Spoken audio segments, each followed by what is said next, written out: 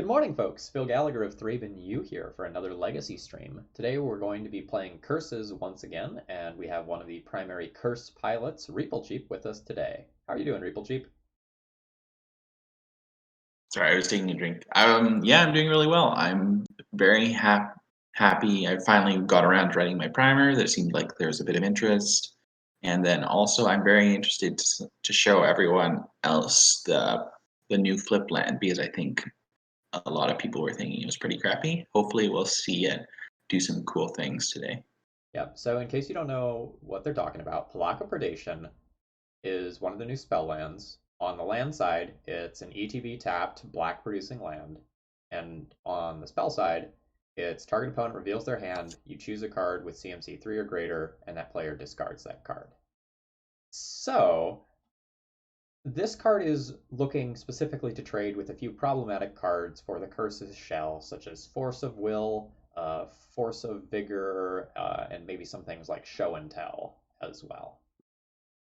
Most of the rest of the Curse shell hasn't changed. There have been some small metagame tweaks, such as adding a Caracas for Dark Depths-based matchups, which are becoming a little bit more popular. And one of the things that you might not have seen in the sideboard from other versions of this deck is Necromentia. Choose a card other than a basic land, search the opponent's graveyard, hand, and library for any number of cards with that name, and exile them, and the player gets a 2/2 zombie for each card exiled from their hand this way.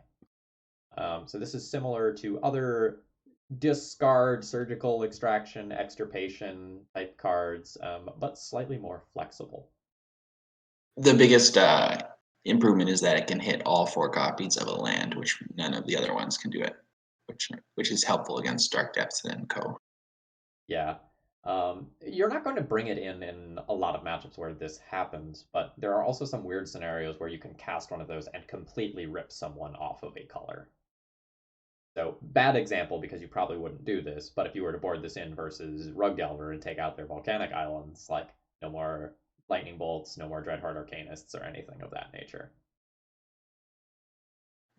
Spicy. I haven't actually done that yet. Oh man, that's all I think about when I see cards like this. Way back in the day, Death and Taxes occasionally tried to steal matchups by wastelanding lands and then surgicaling all the copies of them. So whenever I see a card like this, I'm always thinking about that sort of thing.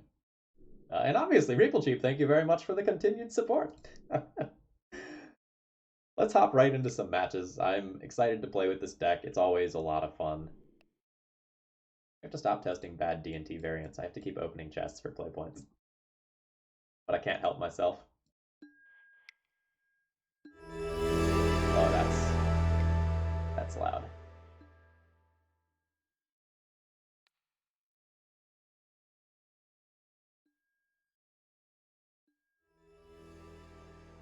What is this? Oh man, that's super cool. All right. Keep a list of cards that I have to add to my trade binders later because Moto doesn't just let me do that correctly. Do you know if when the Zendikar expeditions are going to be in treasure chests? I do not. The new ancient tomb looks very pretty, in my opinion. Maybe Some of those cards are super cool. I'm not the biggest art connoisseur by any means or anything, neither am I. but I can appreciate the bling. I tend to bling out my decks by doing foreign language stuff, at least in paper. Mm.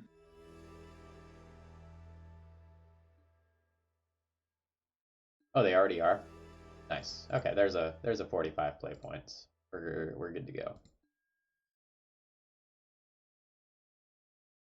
Yeah, congrats on pulling an Arid Mesa.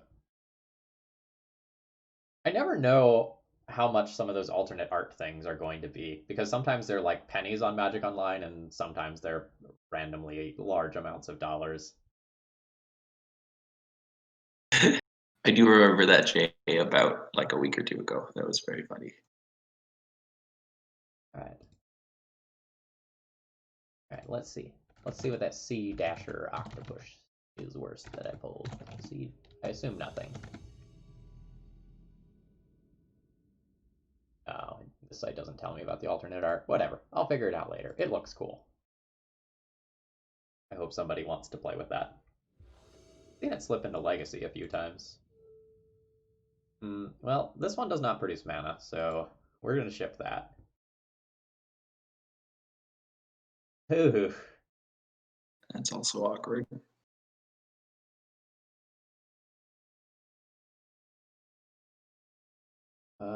So we're on the draw.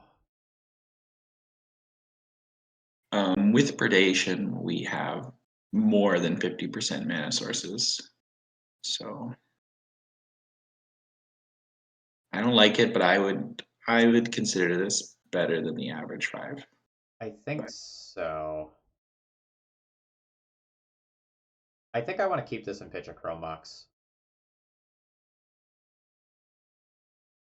Because if this rips a soul end, it's actually a really good hand. Don't do that. So Oscar in chat is talking about DNT. Yes, I think Luminarch Aspirant is worth testing. The card's very good. No. Oh, fuck. No, I probably didn't want to do that, did I? No. I was talking in chat and I just like auto did the thing. It's fine. We're gonna just rip well and everything's gonna be fine. Yes, that's Reeplcheep on audio here.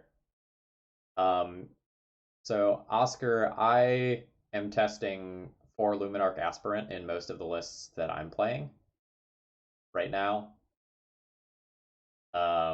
Take that for what you will. I've played a decent number of leagues. Super punished.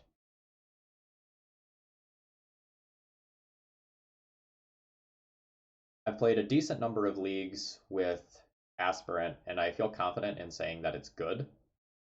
But whether or not you're supposed to be playing like just a couple of them or 4 of them, it's hard to say.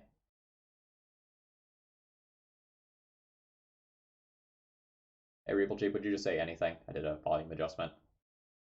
Yeah, Hello, that's way better. I was just taking a drink, so I muted myself.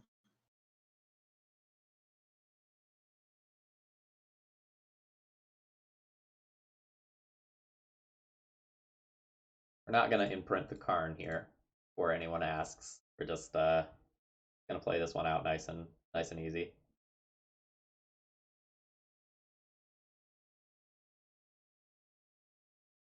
Oh, cool. This probably means we just get Okoed now or something, but whatever. But look how many elks we have in our hand. I'm sure they can't beat them all. Yeah, it'll be fine. 3-3.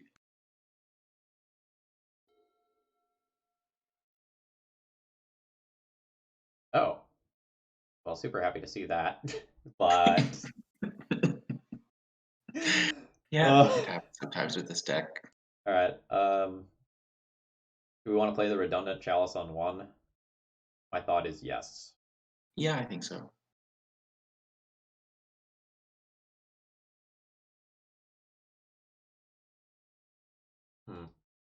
We might have hit show and tell rather than snow.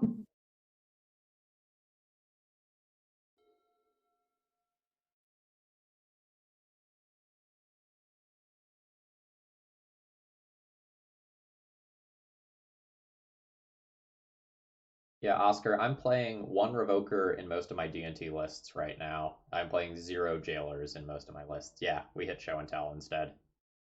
And is not exactly great against show and tell, but it's not exactly disastrous either. Like, we get to put in a Trinisphere if they do cast a show and tell. To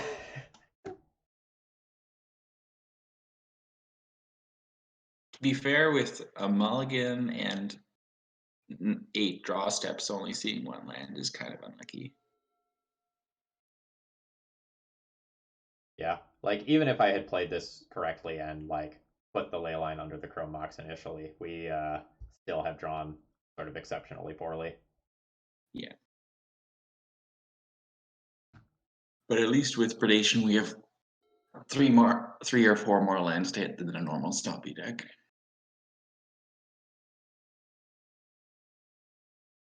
Good God. All right. Yes. Oh, Cave makes a good point. They might be afraid of me putting in Helm and then they just die. Yep, I have done that multiple times, and so it's Yeah, very hard for they them might to. be waiting until they can win with Omniscience in a single turn or something. Well, still beat Omniscience. Usually they have to go for shared summons, so Helm also beats them that way. They would need double Cunning Wish to beat us.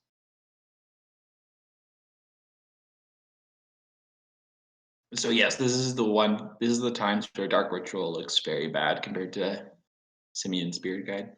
Yeah, but But it's so good in the openers. yeah, and if you're playing Stompy, you're playing it for a good turn one, not a good turn seven. So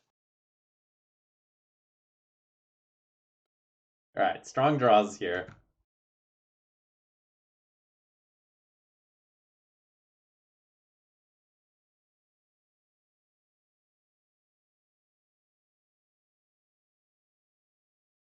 yeah, we might be dead to it.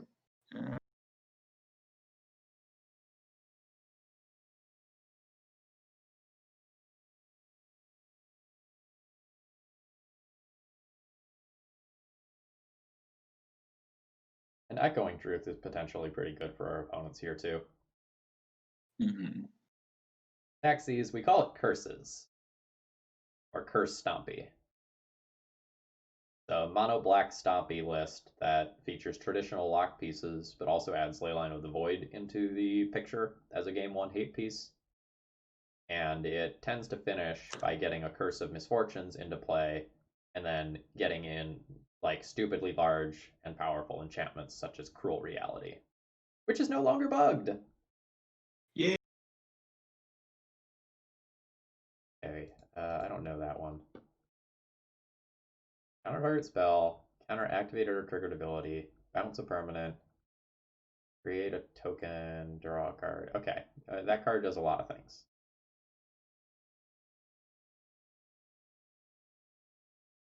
I believe that they replaced that as their like sideboard stop a trigger card, and because it does that and a whole bunch of other stuff.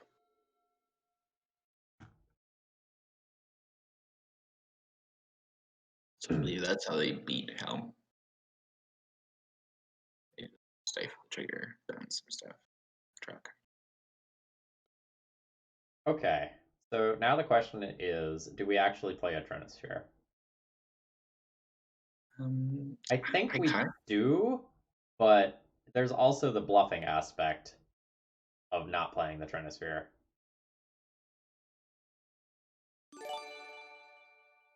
although with they already have 3 mana extra, so I'm not sure if our bluff is credible anymore because they can always go show Yeah. and tell omniscience and then play the epiphany.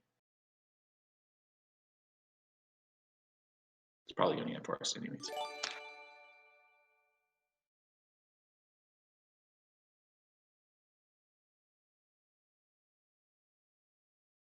Thank you very much to my 2 new followers. A little bit harder than normal to check on everything on the back end when I'm co-streaming with someone, but your apport is appreciated.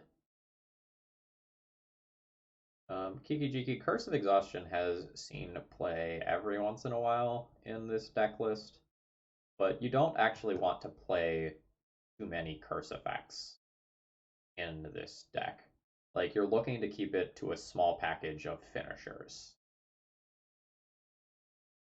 Yeah, so in my opinion, Curse of Exhaustion is a great card as a in the sideboard for Storm and Omni, but generally Storm is so favorable, I'd rather use my sideboard slots elsewhere.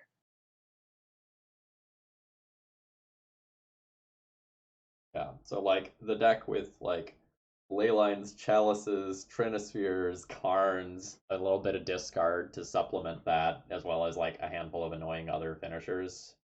Like you're pretty good there. Yeah, so basically, Nick Fit has a lot more trouble with Storm than it has with Planeswalkers. Stompy has Storm is a joke, but Planeswalkers are really hard. I don't know that I can actually see what my opponent is doing with this.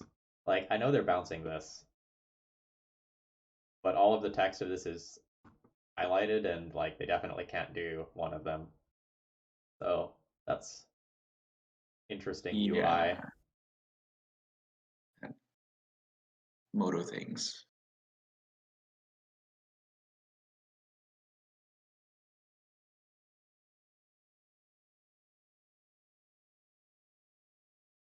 I think eliminate is what goes under here. I I I think with Astrolabes they might have a few main deck Ogros.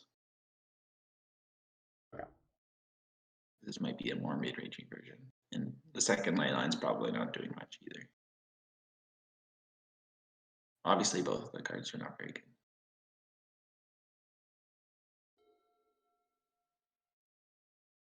I'm amazed that this game is still ongoing.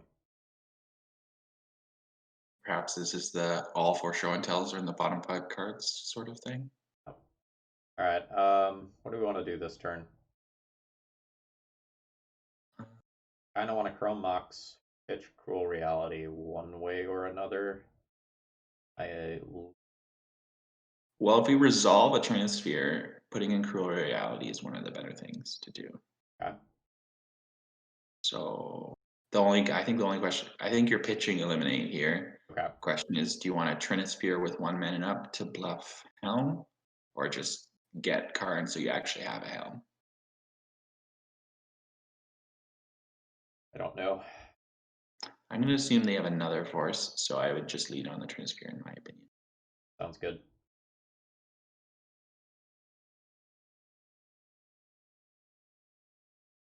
In my experience with six forces main deck, you should assume that they'll just naturally have three.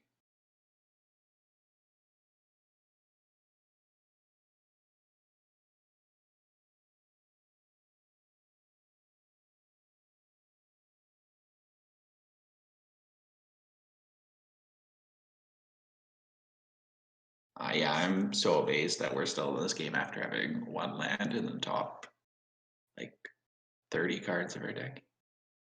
Count them all again.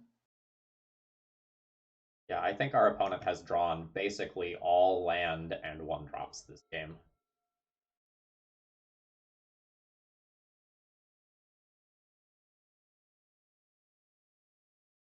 Well, if they do literally nothing, we can win in 3 turns. No, in 2 turns by getting Helm and then Vault. But I don't think that'll work. But I think you gotta make them have it.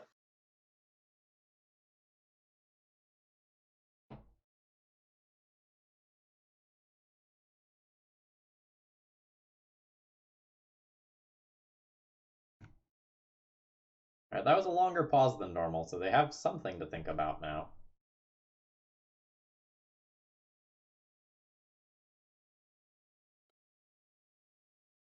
All right, I think we're jamming the Karn. See if it Yeah, works. I think you could cast another Trinisphere, but I don't think that does anything. I agree. So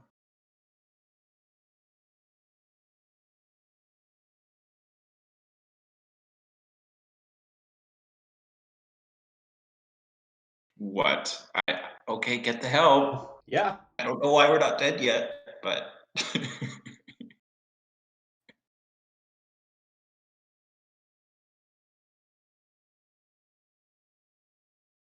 All right, we have a theoretical win next turn.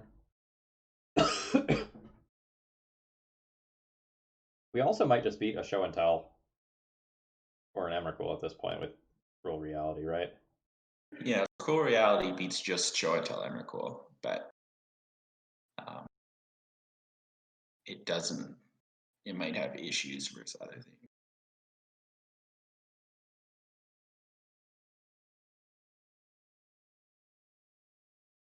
All right, Return to Nature. That's the disenchant.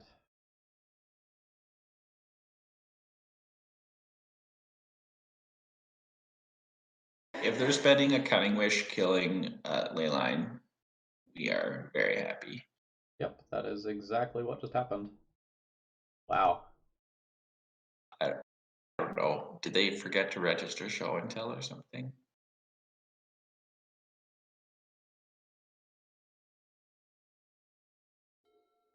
Yeah, we can also just kill them with a Helm of Obedience by hitting one of their big scary creatures. Yes, I've done that a few times. That's probably the funnier way to win. Alright, we're putting in Cruel Reality, right? Yes, since assuming they're show and tell Omni Emrakul, that beats it. Now you have to attach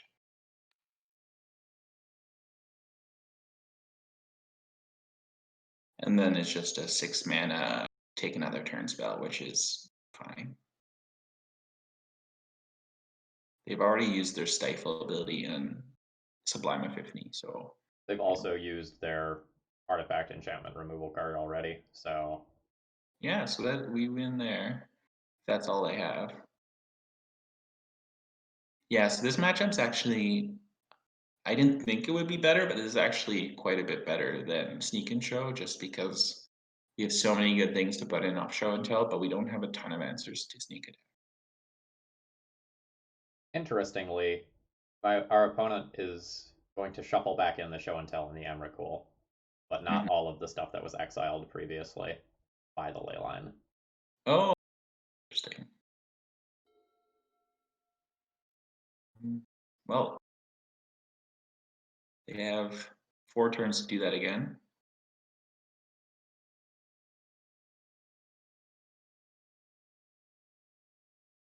So you can get Ensnaring Bridge, which beats Grizzlebrand plus Emrakul off of Shared Shamans. Or you can go for the memes and get Vault of Whispers and just try your luck with Helm. I think it's correct to get the Ensnaring Bridge. Okay. Like, Cruel Reality is just going to kill them. Mm-hmm.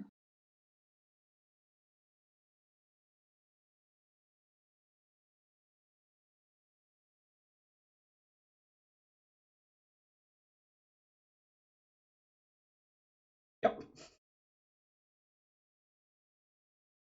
Feels good. I just, like, do not believe that we are winning this game. Like, it's still possible to lose, but I am impressed. Our opponent is probably losing their freaking mind. Yeah. If they were playing around the Helm kill and that kept us alive, that I would be very impressed. Oh no, not a Teferi. I don't know that that actually matters. Like, it does stuff, but, like, we have enough cards in hand that we can still attack with something that I animate. So, Yeah. Do you think they've been?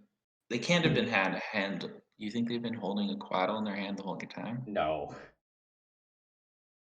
No, I do not. Well, well, we can punch them with a bridge, and that means we have eliminate backup even if they do have a Quaddle. Yeah.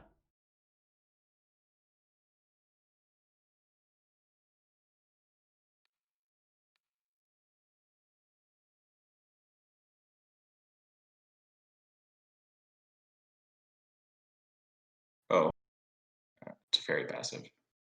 Darn it. I mean, we're still attacking. Yeah, I was still doing it.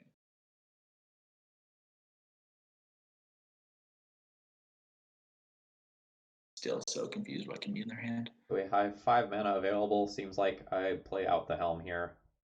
Yep.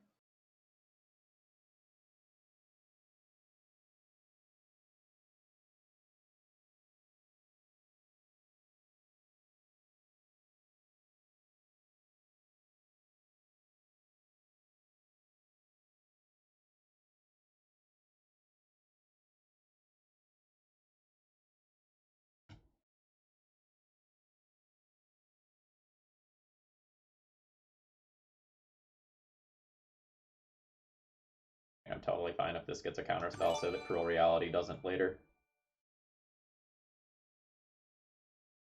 Yep. Deal. We also have a lattice kill in 2 turns, possibly.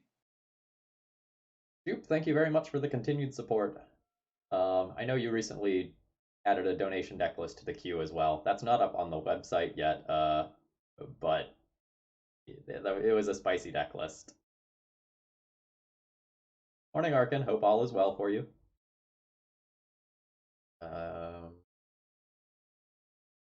I'm liking the plussing for the lattice next turn. Yeah, I think so.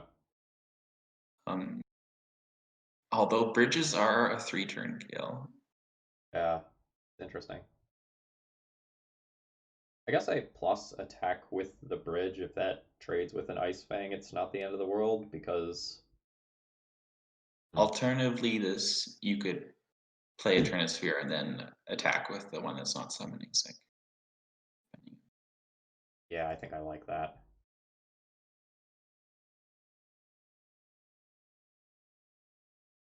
Oh no, I have to figure out which one's which. I think you right click and it'll show. What? Okay. So I want a plus on the one on the right.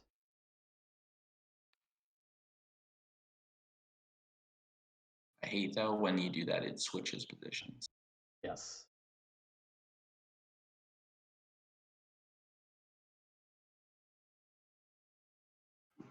And that also stops a Gristlebee's activation, which is nice.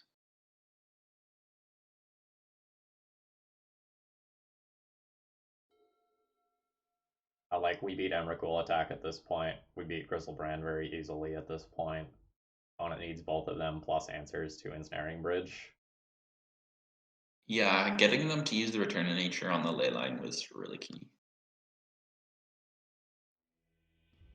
Nice. I don't know how we won that since we had no lands in the first 20 cards, but Alright, I I'll take like it. Necromantia. I think Hymn to Torok's still good, even though they're a Veil of Summer deck. Yeah, I agree. That's probably all we do, right? These three. Yeah, I would probably just do those 3 for 3 eliminates. Call it a day. Okay. Is there anything Yeah. that's worse than that? Because we do have to consider the possibility that they do have Oko, even though we didn't see it that game, and we know they I have Teferi. usually, yeah, well, if they want have Planeswalkers, Dystopia is even better than Eliminate. I see. Um,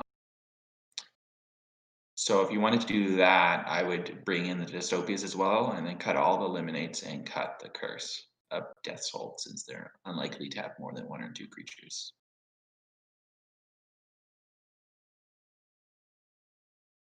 Hmm. I don't know And I which think board that plan is better. so because Dystopia is just a better answer to Oko plus Elk or Uro. Yeah, that's fine. Let's try this. We're a little bit more black heavy, but since we know our mana's not getting disrupted, it should be okay with all those double black pips.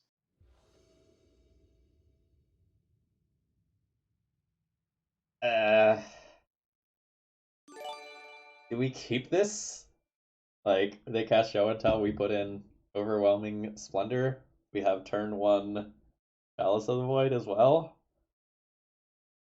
We also have turn 1 take their show and tell. I think I keep this. Yeah, It's this a is weird one. definitely, it's a little bit of a cheese, but cheese is how this deck wins. Yeah, fine and Andy. The Monster Train videos always go live at the same time every day. So it just so happens that when I do Saturday morning streams, it's at approximately the same time as when I go live.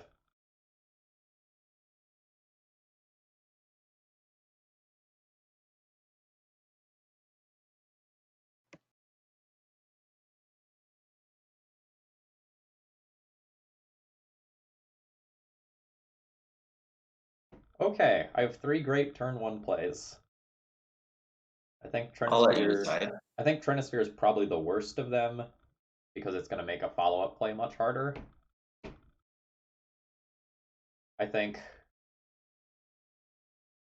I think I like Dark Ritual Palaka Predation because I can naturally cast Chalice of the Void next turn.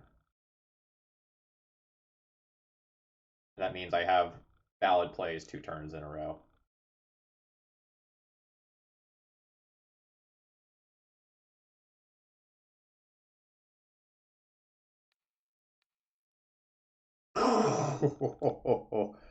Oh, we got it. Containment Priest? All right. 2/2 bear beatdown. I like it. Yeah. So predation is a pretty is yes, it is a tap land in Legacy, but the fact that he can do that, which is just way, way faster than any utility land, is pretty nice. Oh yeah. What is this? All right. When you draw your second card each turn, make a cat. Until end of turn, creatures you control have base toughness XX, where X is the number of cards in your hand. What is our opponent doing? It's a very crazy sideboard juke, but Chalice seems very strong against that card. Yeah, like our opponent is gonna have a 1/2 and a 2/2, and we're gonna cut them off of cantripping, so this isn't gonna make cats. Yeah, I think the only thing that beats us now is like a Sylvan Library. That's the other reason I like Dystopia over Eliminate is that it can answer library.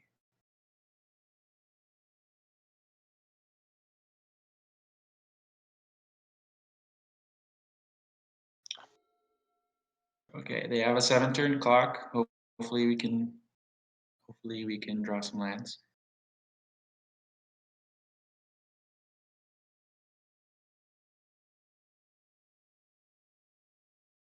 I believe Trinisphere is worth casting.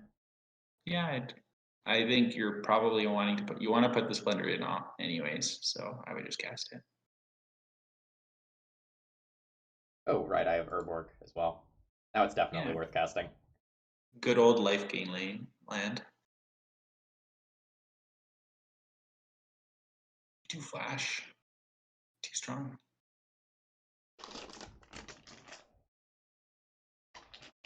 Obviously, it hasn't come up yet, but do remember that Splendor is a white permanent for Dystopia.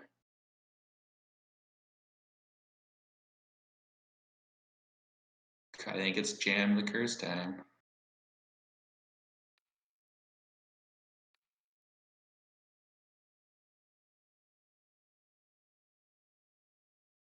You know they have almost nothing in their hand.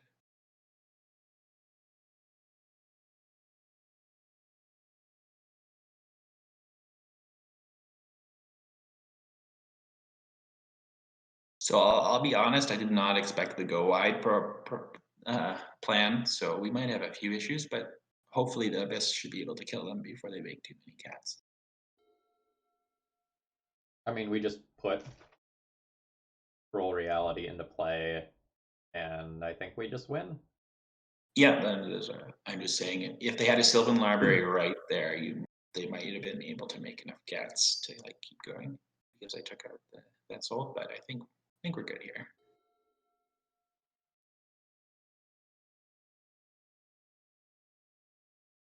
I think Karn Plus saves you more life than it costs. I think so as well. I think I just plus on the Trinisphere and pass the turn.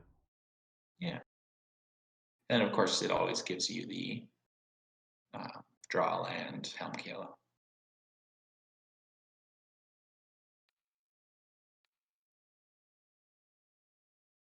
Yeah. So you can see that, yeah, drawing your curse targets is annoying, but generally 1 or 2 big curses will be in most decks. So here, literally, we have only one target we only have Cruel Reality in the deck, and it's still going to win.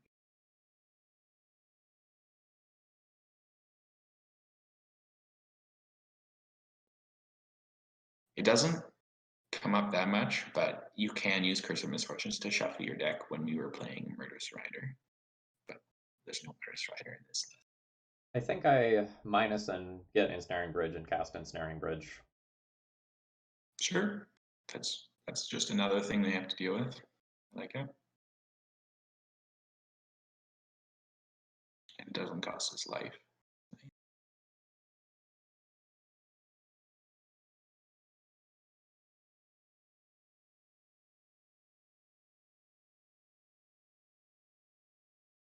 I think the fact that show and tell is going to give us overwhelming splendor, and that we're going to have like one, two, three permanents that really need to be answered is just going to be too much. Although if we lose Karn to a 1/1 Emrakul, I will laugh out loud because it can get under bridge.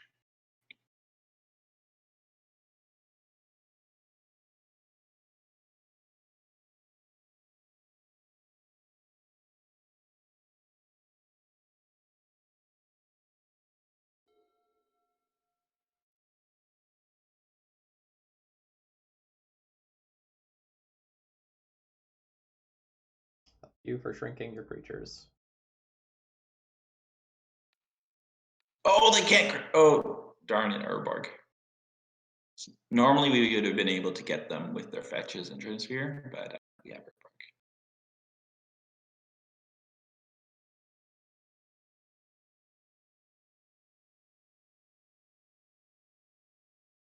I'm still. They have to have basically Force of Vigor to actually win right now, and I don't think they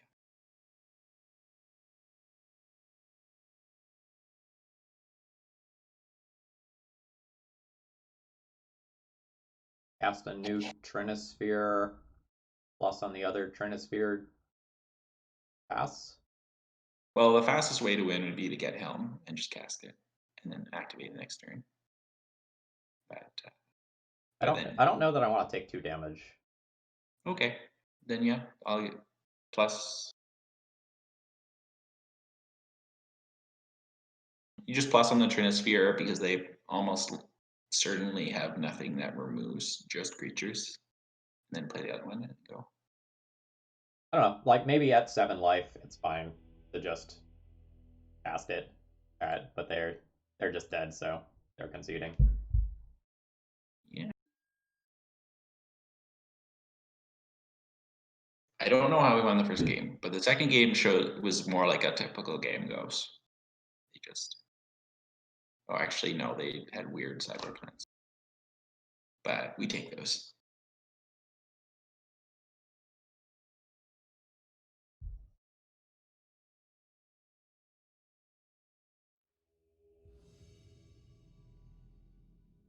Yeah, I don't really think that whole cat generating card looks that good, but admittedly we did have Chalice of the Void in play, so that dampened a lot of what was going on there.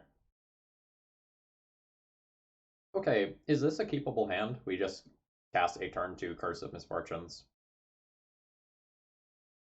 Uh unless we get more mana, this is a turn 3 curse.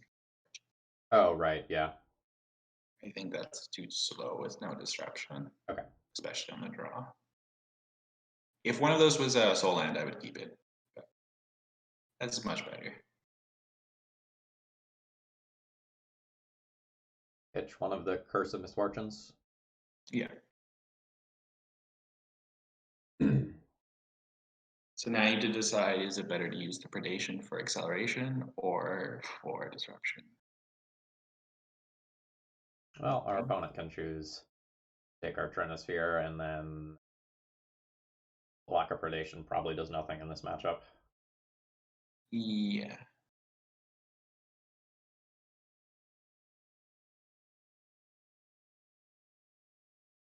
The Bayou is scary. We just have very little ways of interacting with turbo depths. So I think we're just putting Palaka Predation under Romox. yeah, I would play Placker Predation. This is probably depth, which is a horrible matchup, so I would just do Plaka Predation under a Chromox, and then Plaka. You could consider also just putting it as a cat under. Yes, you can wait. Yeah, is it better to just play this as a tapped land now? Probably, I think, because we're just gonna hope that turn 3 curse is good enough. I think if they're, my guess is turbo depths, or yeah, so they have no targets. Yeah. And if they're storm or Hogak, you don't really have anything you want to take in either.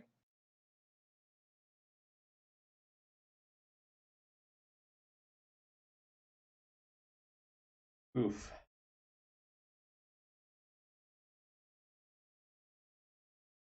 Well, at least it wasn't a hex. Well, they don't have more land. So,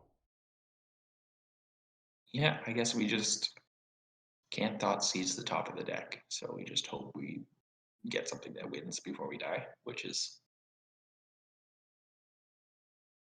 yeah, I mean, we have a lot of lock pieces that are good here. We have a lot of top end cards that are good. This not exactly looking great.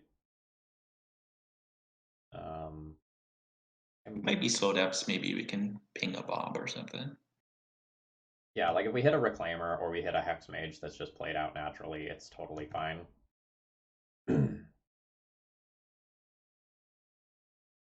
Dr. Odd, you can play Crystal Vein as a budget substitution for other soul lands in just about any Stompy build. It's usually not. Oh, wow. We're playing against a Storm deck. Do we chalice on 1 or chalice on 0? Probably and I would guess 1 in my experience. Our opponent has not had the opportunity to brainstorm or ponder yet. So we get like brainstorm, ponder, dark ritual.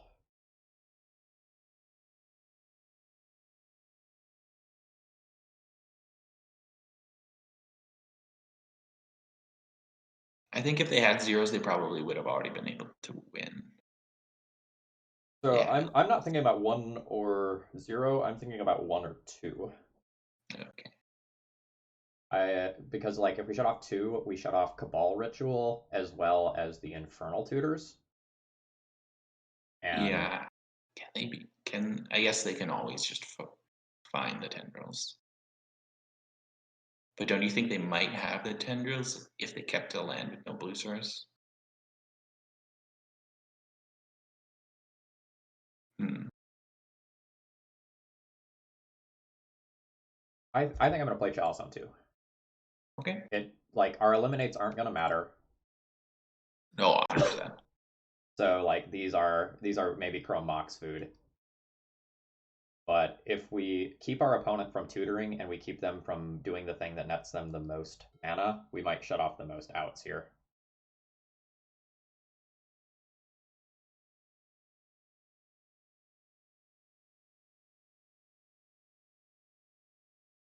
Yeah, so Lotus Petal was probably the draw for turn if they're just playing that out now. So we basically only lose to Adnaz or tendrils in hand right now. Maybe not even that.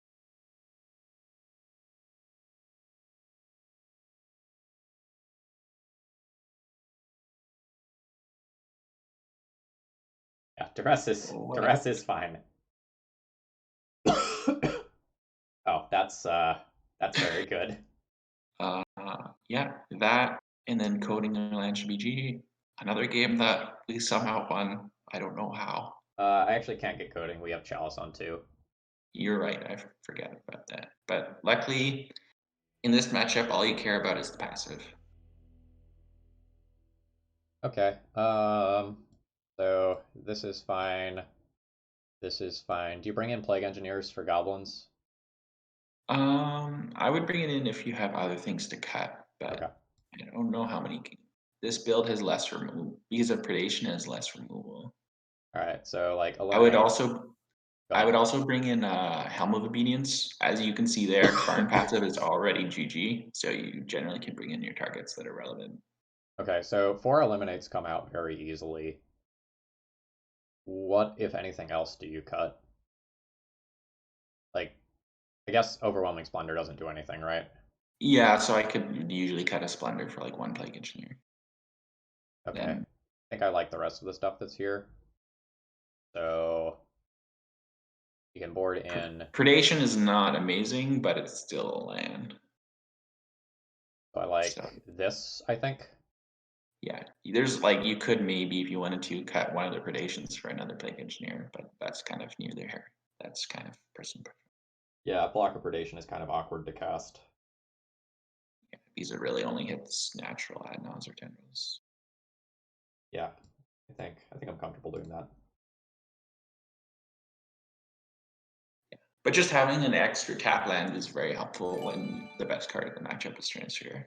So you'll basically cast turn sphere any hand it has. So sometimes you have to sacrifice your city to do that.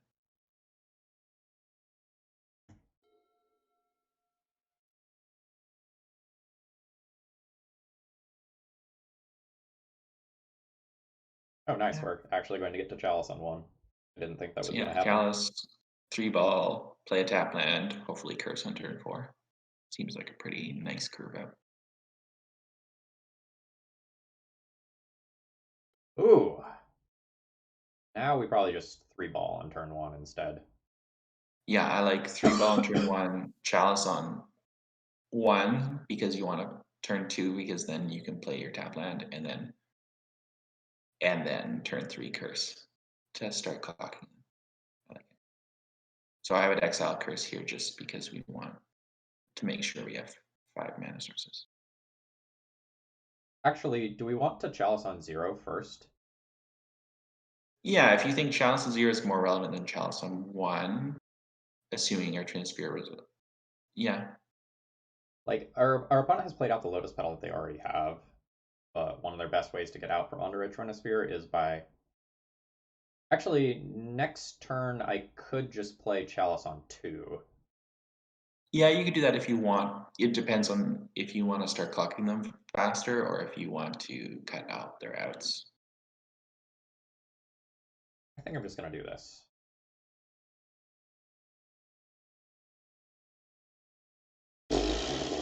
Well, alright. Uber punish. Um, that I don't think that was worth playing around. I think that's so correct. Do you want to chalice on 0 here just so we have something, or do you want to chalice on 1, assuming they can't kill us? No, I think I need to cast Chalice on either 1 or 2 next turn. Probably Okay. 1 and play Palaka Predation tapped. Mm-hmm. Those are good days.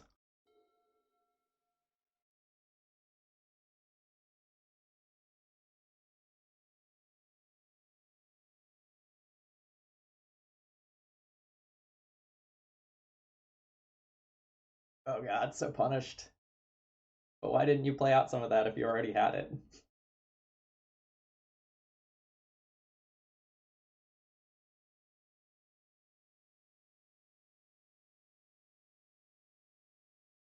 Our opponent has all the mana in the world, so I'm going to be dead if they hit a tutor. Yeah, that should kill me. Yeah. 3. Those are some feels bads, but holy prop. We're very likely to win the game where we're on the play. I don't know why opponent flipped that many cards. I believe they already had deterministic lethal before that. Just fast mana, dark ritual, tutor, tendrils, right? Yeah, so like they have 3, 4, 5, 6, 7. There's a Cabal Ritual in there as well. Inferno Tutor, Tendrils, yeah.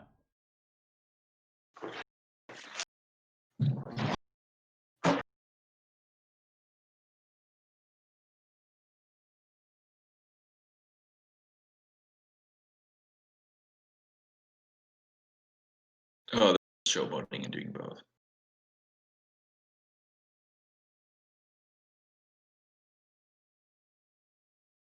I guess they're playing around Mind Break Trap. Maybe I'll leave I'm the just pew waiting open. to confirm that like the Tendrils is still in their deck because I should have been dead already in fewer clicks. Okay, yeah, there it If is. we had the Mind Break track, they wouldn't have resolved that nose. So I don't get it. But, right. Um, I don't think I want to change anything. We have 3 outs to a small pile of goblins. Yeah, and all the curses can find death.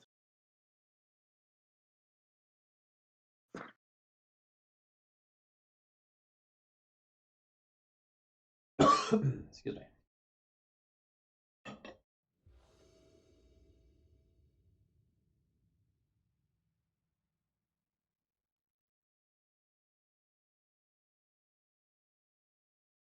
All again? Yeah, we had like a soul land, it would be a turn 1 kill. This is awkward. I think this is also a mulligan. Yeah, I really want something.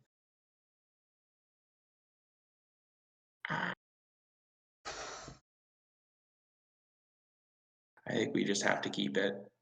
I do as well. It's just incredibly awkward.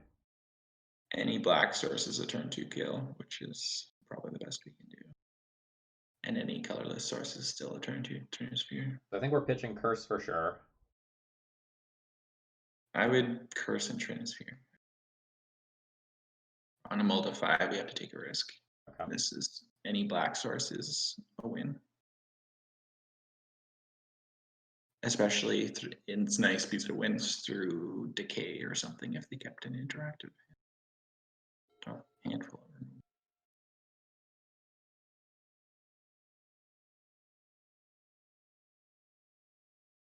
Yep. It's awkward. Like, we technically have a disruptive piece in play, so it's not like we're stone cold dead here or anything, but Do you want to just go for the win? If they daze it, we'd still in play.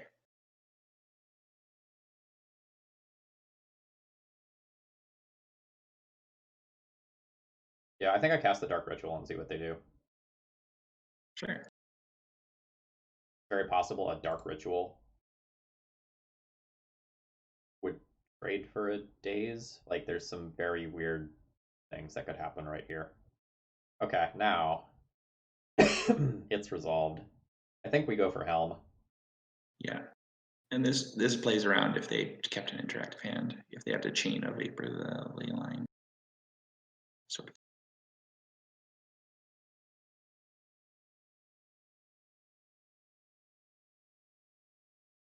On mull to 5s, I'm much more likely to keep YOLO hands. Double days.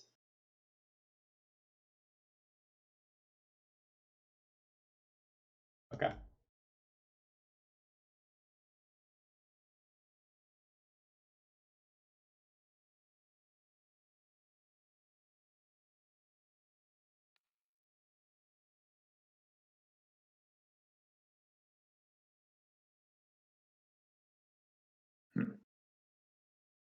That daze is interesting to me. I wonder if they're just trying to fuel their graveyard for Threshold.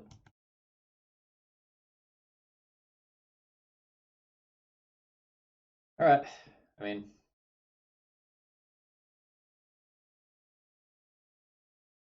yeah, it's fine.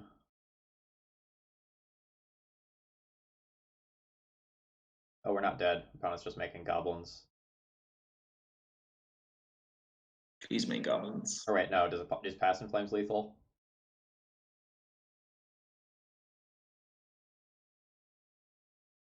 I don't have. Threshold math is kind of weird. They go down to 6, right? So they don't have Threshold. So they have 5 mana, so they don't have lethal. I think they just screwed up the threshold math there. Yeah. Because they had threshold when they cast Plasma Flames by casting the rituals. Whereas awkward.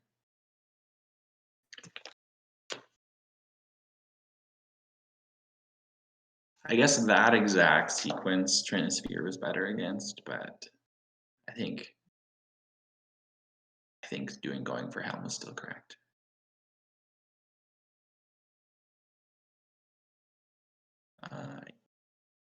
If they got a daze, I will be very sick. I will laugh.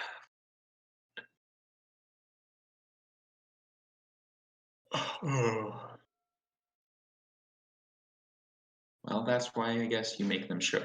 You make them show it to you. What do we Chalice on?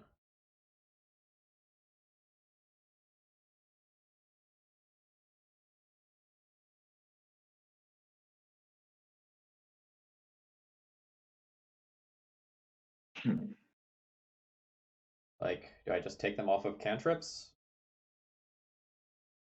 Yeah, I don't think any hand of theirs beats them without a serious sculpting.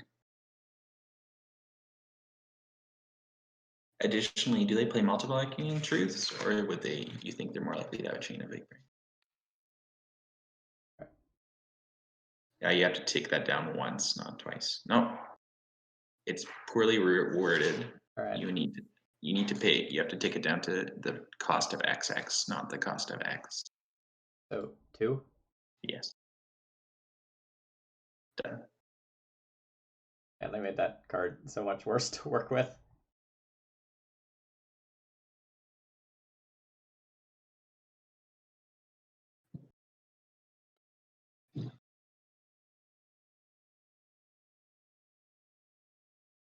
Plague Engineer beats.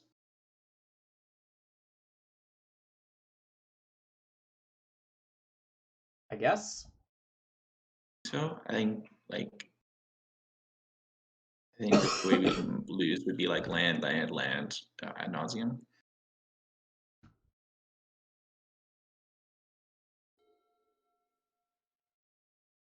Yeah, I don't know. Like, we're potentially just clocking our opponent with, like, Arn attacking with Helm as well.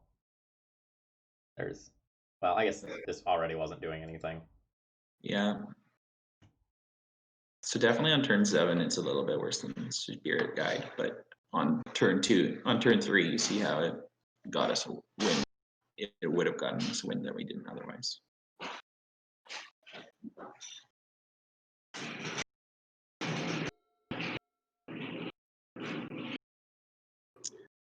We should try and think of what the maximum storm count they can get through a Chain Sphere is, like for natural stuff.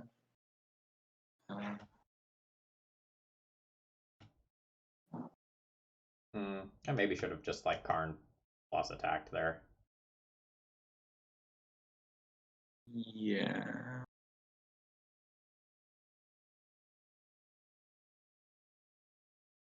I think I just play Leyline and kill them next turn. Well, you can also. It costs 2 more life, but you can also Karn and get a land. Yeah, okay. So That's you have to that's better. decide. It shuts off more wiggle Yeah, room. Just a little worse against something like a Daze. technically it's better against a Daze because we don't want the Leyland to get dazed. Alright.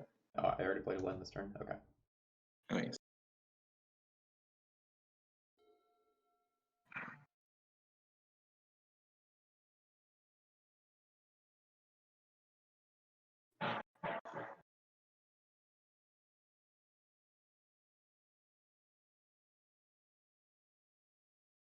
I think you just go for the win here.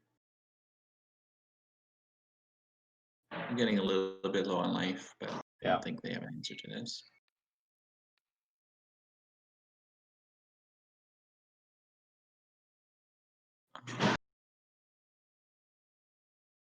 All right. And I like to wait for upkeep Assumpta to stop the leyline bounce, but that doesn't matter very much. yeah, that's fine. I agree. Yeah, that's the sort of matchup we're really expecting to bully, though. Like, if you look at how the main deck is configured, we have the traditional 8 block pieces that Stompy decks have, plus Leyline that's also relevant, plus Curse of Deathhold to stop backdoor Goblin wins, plus Karn to stop artifact mana. Like, it's a lot to deal with. Yeah, this is Test is like a dream matchup. I think I'm like 12-1 right now.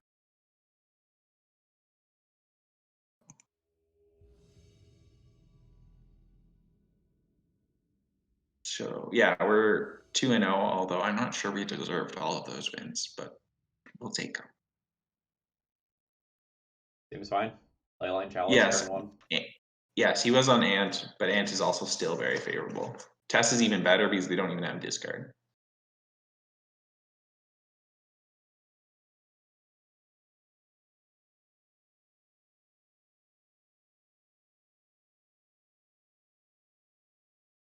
Unladen Swallow. If you're playing something like Standard anyway, where you're going to use them, sure. But in Legacy, the spell lands are kind of fringe playable. They're not really in any dominating strategy right now. Like, They're seeing play in Oops, they're seeing play here. Someone occasionally tries them out in something like Loam or Lands, but I don't really think that they're going to be ubiquitous in the same way that Phyrexian mana was. Like, it's not like a Taxian Probe where like that's going to fit into everything, and many of the strategies that it's going to fit into are going to be dominating. I think I agree. There's definitely, I think there's some other fringe ones that are really good. I saw a mono red sneak, which is with the Valakut Awakening, and it seemed very good in the thing. But yeah, I don't think any.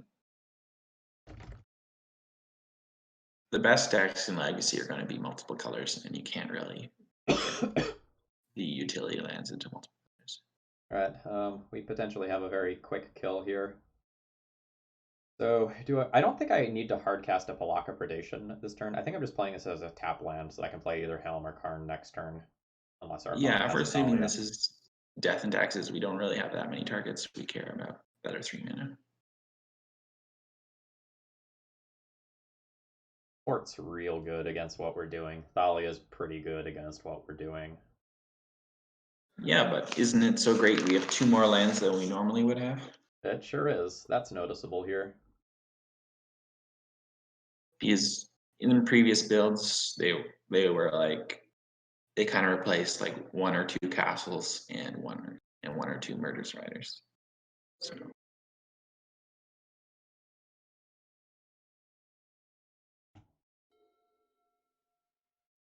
that's also very good. Yep. Yeah, I think we just keep playing lands until hopefully they run out of mana. Yeah, Cruel Reality is now fixed. It works as intended. Thanks for everyone who upvoted the bug report.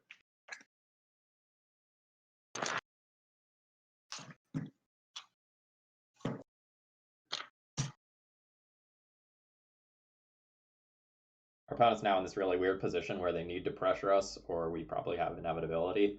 But if they tap out to pressure us, I can do something scary. So especially if they don't have more land drops, they're in a really tough position. Yeah, usually I don't like Chalice versus Death and Taxes, but I think it shutting off they presumably have a vial is a big, really big game in this situation. Also, just taking a quick look at our sideboard, I wonder if we have anything that will be good in this matchup. Yes. I'm not sure what our options are. Yes, I'm Dystopia is so not for Death and sorry. Taxes, but it is very good versus them. You're caught in the Oko crossfire. Yeah, so if our opponent taps out for a non-Thalia threat, they potentially die on the spot. Go, Swamp Helm, activate, derp. Notably, if they play Apparition and get rid of Leyline of the Void, that will stop the cheat. But then they're spending a 3 mana spell to deal with a 0 mana spell, which is pretty awesome. Yes. Pro- Our Arc and the deck got a lot better. I've been playing around with both Luminarch Aspirant and the obviously good card Skyclave Apparition. So this card has been doing serious work for me. I've been adoring it. It's just like something that you put into play in the early game, and you never need to devote more mana towards winning the game. It's impressive. Yeah, it seems a little bit like a Death and Taxes sort of Goif sort of thing. Just fire and Oh, forget. please take the chalice. Dang it. That was a good play on their part, but we're still kind of happy there. So, do you want a Super Plague Engineer or a Karn? I'm actually thinking about chalice on too. Yeah, that seems fine too.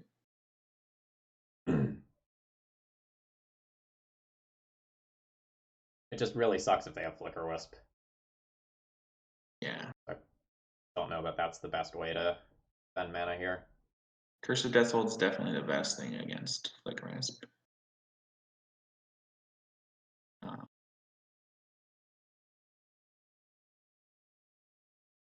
And then, of course, just Karn, get a bridge, get a coding, start going to town.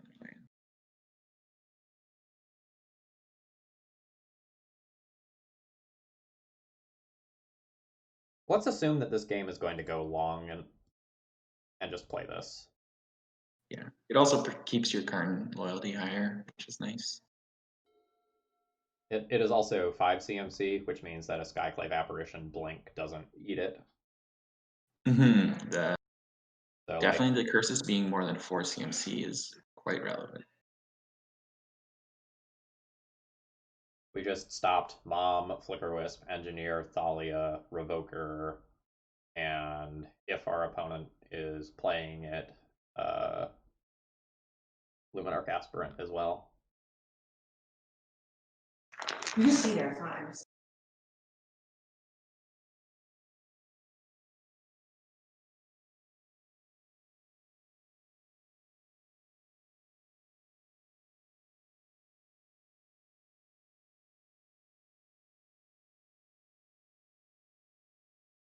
Yes, SCK.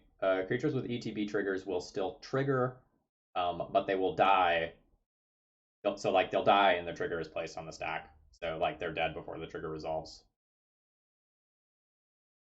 I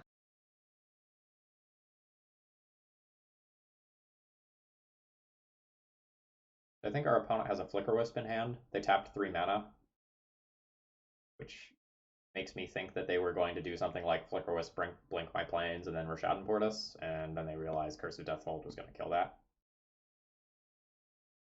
And if they sacrifice a Flicker Wisp to get rid of Chalice of the Void and give us a 3/3, I think we're fine with that too. Yeah, like we're pretty okay with the pace of play right now. I think we 100% play that. That decreases the chances that we're going to get ported. Yeah. I'd say if we didn't have a Chalice out, there's an argument that our Dark Rituals are very valuable, but we already have the Chalice out. Yeah, so our opponent's on 4 mana right now, which means that they have to make the choice between playing a card and porting us. And okay, now they don't. But like when they port us, or sorry, when they don't port us, we get to put something like these in play, which is really strong. Mm-hmm.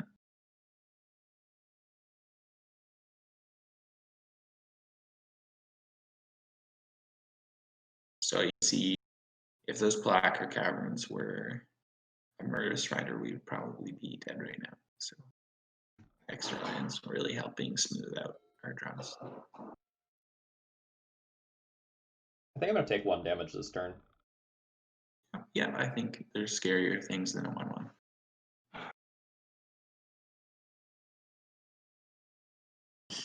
Additionally, you could maybe try and go for the blowout with the flash 3/3 blocker. I think we'll just eliminate the 2/2. Does our yeah, I think going for the 3/3 versus 2/2 race is probably incorrect.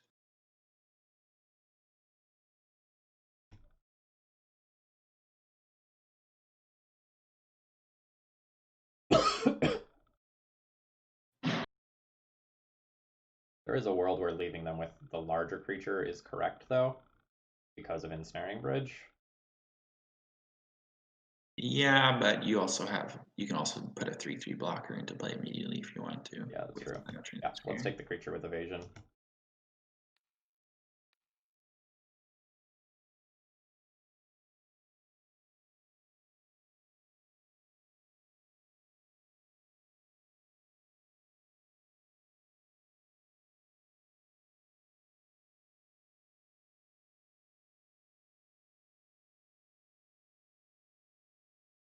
Yeah, so now it's basically can we draw land before they draw Wasteland? I think we'll play our 3 mana 3/3. Yep.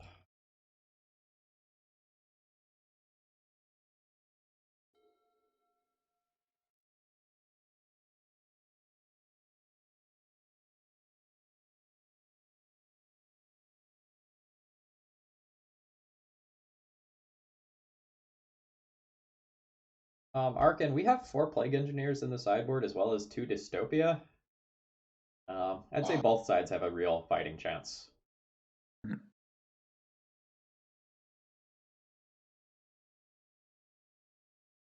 It's definitely better for them in that like just bridge isn't GG. But Wonder if our opponent has like a palace jailer. Oh, a walking ballista. That's very good.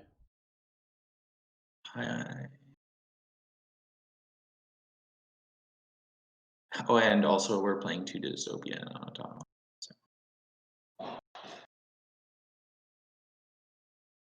Ugh. So close. Yeah. I think I need to play this to get this out of my hand. Yep, I think that's fine. All right. So I hit adjust. Down to 2. Down to 2. Yeah. We definitely don't want to cut off Chromox's now, so.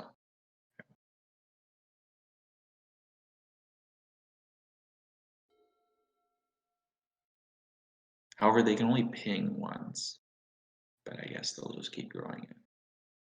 Yeah, as long as we draw a land to put Arn into play so that this can't keep growing, we're totally fine. Mm.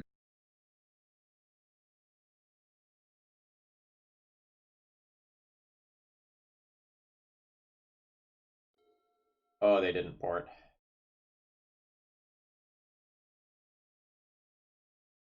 That's a potentially very large mistake unless they have something crazy with flash. Are you going to give this Death Dex player a lesson, or are you going to let them off? Oh no, we're taking this. We need this. Okay. So yeah, so I think 3/3 blocker should be good enough to win the game.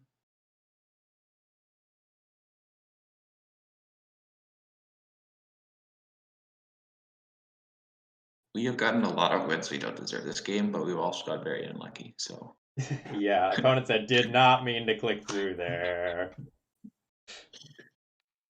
Yeah.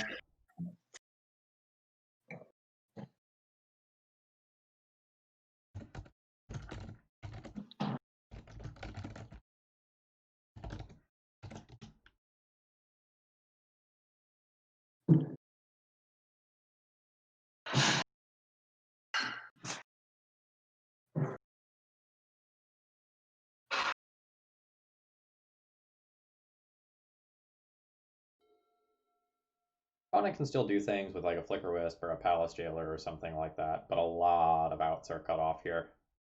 and luckily we did that before the Walking Ballista was a 4/4.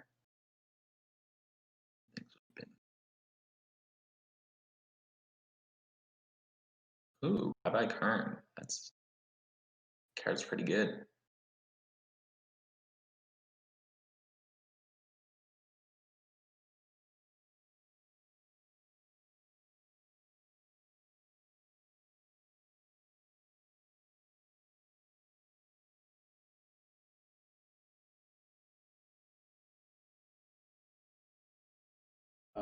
That's not bad.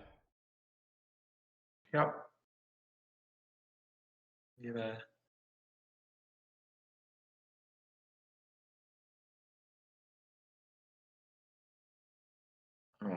yeah, but it's not going to be fast enough without some. So 1, 2, 3, 4, 5, They 6, can 7. ping. They could get. We are just lethal this Ooh, turn. yeah, we're just. Well, Skyclave Apparition is a good card. It's good to see Death and Taxes feeling better because there's no way they would have answered Leyline and Karn in game 1 before. I'm glad to see it. Relatively surprised we lost that one. We definitely got unlucky, but like we also like had a chance to get back in it because our opponent had a very very bad misclick. So maybe you're wrong, but you can tell me as a Death and Tax players, but I generally think Chalice and Transfigure hurt yourself more than hurts them. oh yeah, I totally agree. Those are So I just take them all out for those 6 cards and then Spyglass and Vault. That's usually what I do. But Yeah, that makes a lot of sense to me. unless you think him is better than those cards, the vault, but I think manas are where we usually lose. No, I like this. Now we just have a pile of removal. Yeah, and so that's why we have so many plague engineers, even if it's not like the best card, and tribal isn't that bad a matchup. It's just it's the matchup that you you have the most amount of cuts.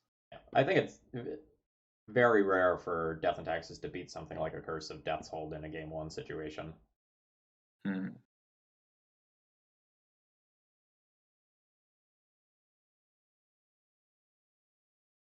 Yeah, Arcan. Skyclave Apparition has been very, very good for me. It gives you outs to mostly 2019 cards that are problematic, like your Okos, your Uros, your Arcanists, Plague Engineers, Karns, like all that stuff gets answered by Apparition, and it gives you so much more play than you used to have in a lot of matchups. Yeah, that was a good example of the strength of apparition as well as the strength of predation, black predation.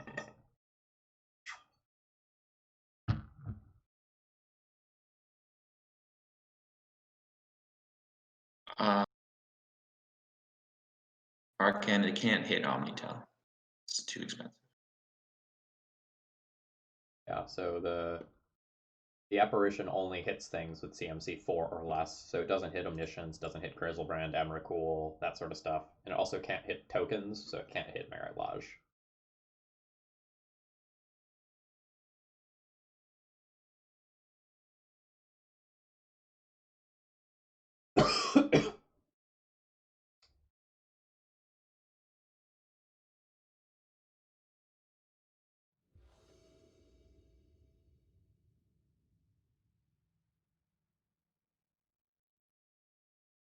Yes, the fact it can't hit 5 drops or more is quite relevant in this matchup.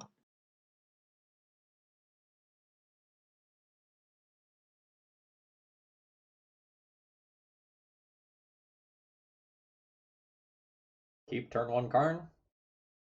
Yeah, I think that's generally good enough to win.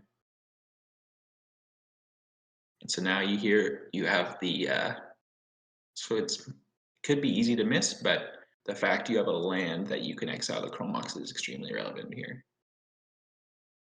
If that was a Castle Lockwane, you would not have your turn 1 card, and then that wins the game.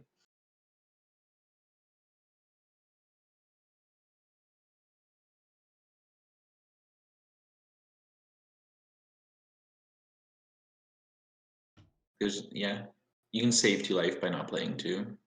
Oh yeah, that's true. So we have no 1-drops in our current package. I think I'm just getting liquid metal coating, right? Yeah. Against both decks, there's a consideration to not do that, but there's nothing they could conceivably play at 1 mana that do like because they don't have both, just go to town on their lands.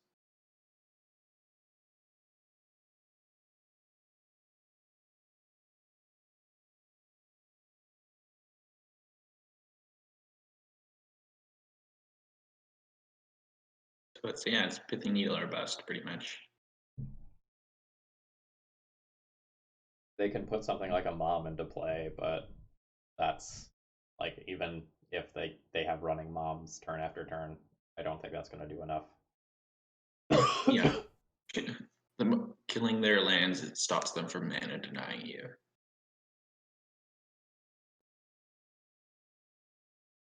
Or you can just, oh no, you can't quite lattice.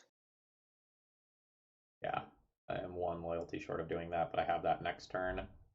Yeah, but playing around drawing exactly Dark Ritual is silly. I think we're probably still gonna win this way.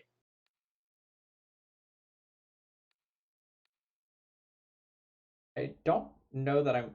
No, I'd probably play out the Ancient Tomb, right? Like they can't really use their turn to wasteland me. If they wasteland you and attack for 1, you can just put out a blocker and then lattice win. Yeah.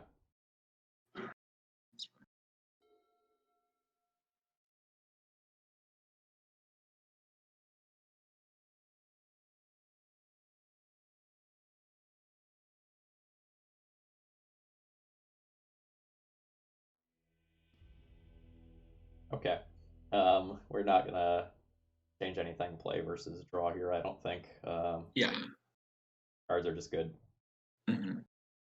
Yeah, and this is basically the sideboard plan for basically all Vile decks.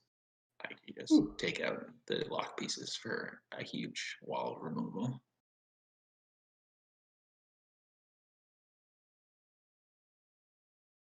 If they don't have white, then Dystopia doesn't work, and you put in him or something.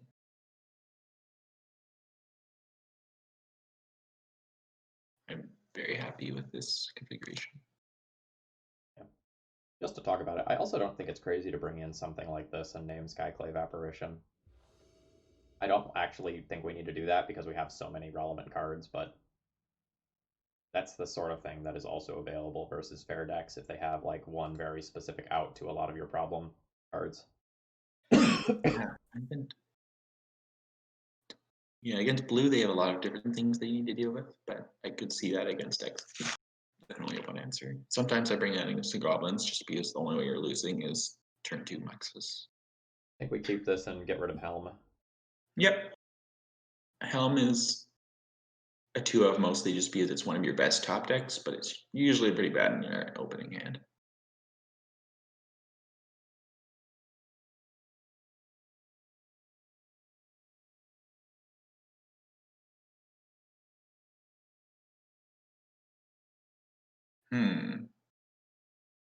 Wow, this hand's really hard to play. There's a lot of different options.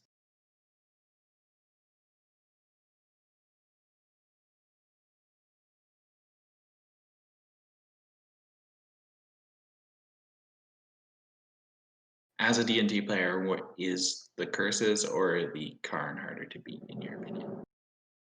I mean, both are rough. Our opponent started with an Ether Vial, so getting a Karn into play is good. The big question here is like, do I want to play around Thalia? And if so, how do I play around Thalia? Yeah. So you could play around Thalia by exiling Curse and putting out Tomb, but then Wasteland's more rough. Yeah.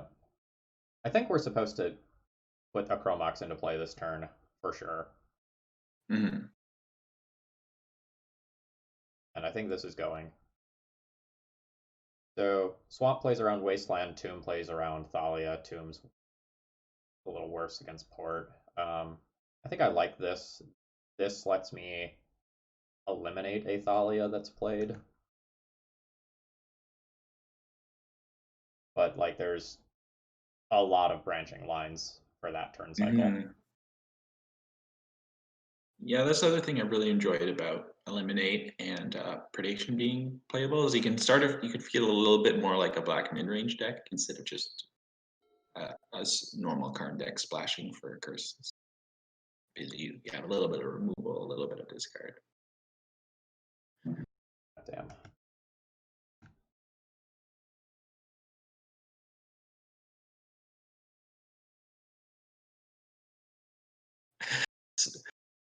It's the most common matchup.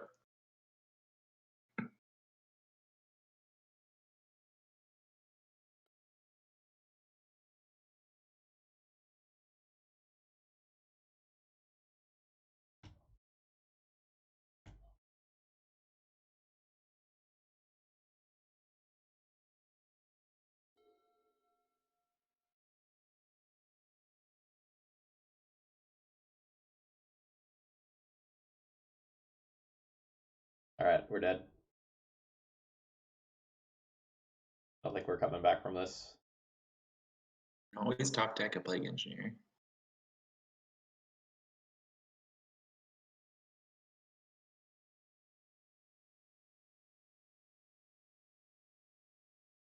Technically, I'm supposed to float mana there. Well, that's real good. I think before I play my land drop, I need to cast Dark Ritual. Because if they vial in a Thalia randomly or something like that, I need to be They able. can't respond to the land drop. No, but if I cast Dark Ritual and then they vial in a Thalia afterwards. Oh, yeah. Then you'd want to.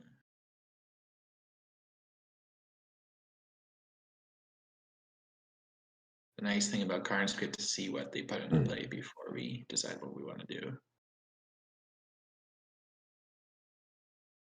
Oh, nothing. Coding should be GG, right? I guess they can They can go apparition. land apparition, which would be rough. Regardless, to play around apparition, we're absolutely minusing this turn to get a card. Yes.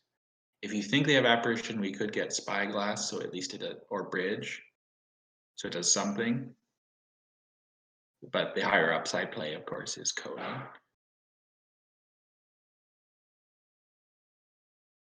Oh yeah, sorry, we sided in spyglass.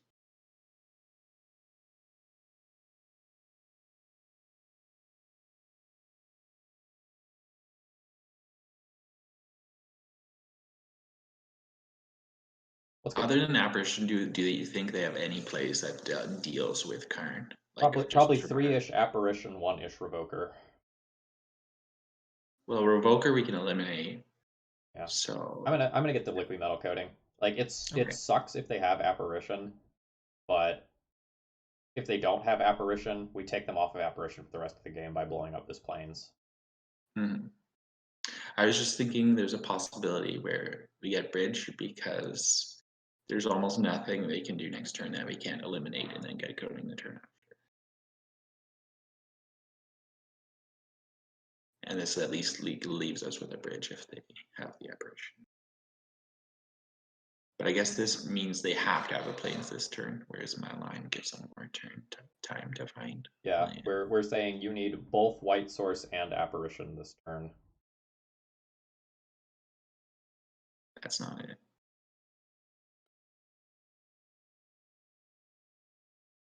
Notably, that is protection from black, though, and it hits hard enough to kill Karn. Yeah. I think we're just slamming Curse of Misfortunes now, minusing and getting a bridge. I like it. I like it. I did not think about Crusader as something that could be eliminated, to be honest. Yeah, Crusader's not super commonly played anymore. Is there a bridge-based line that makes more sense? No, I go down to 2 cards in hand, Mirror and Crusader can still attack. Yeah, okay. Yeah, Crusader still kills Karn, so I like your line.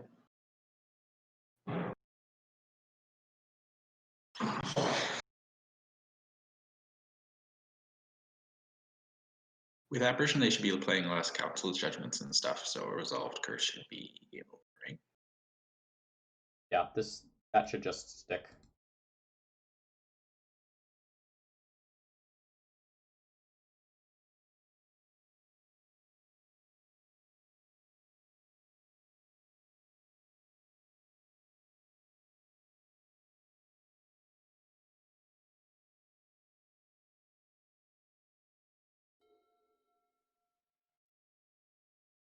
Most of my apparition lists have no Council's Judgment in the sideboard, because apparition answers almost everything Council's Judgment does, while just being main deckable, and it frees up sideboard slots so you can play more cards to hate on combos specifically. Yeah, that's definitely the advantage of this deck, is that you get to evade a lot of removal, even though your stuff is a little bit expensive and clunky. Strifo is a lot harder than Snowgo for me, just because they're playing trophies. He plays trophies instead of the normal decays.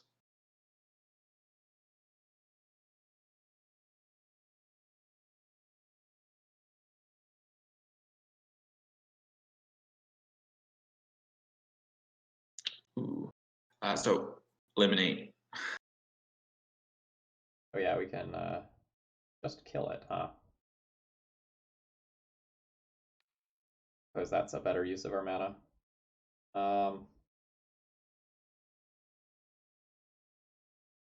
Guess we tap both swamps for this. Yeah.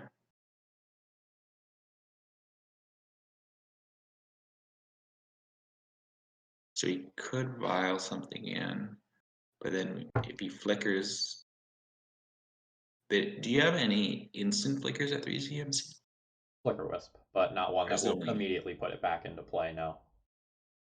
Because that can make us pay again. But Alright, so Arbiter's dead.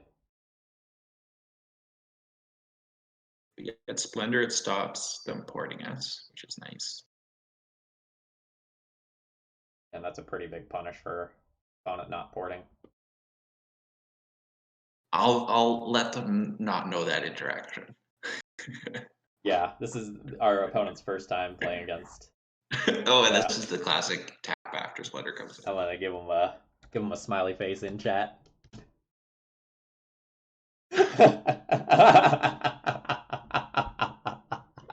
Opponent Yes, says, "Oh, that's not good."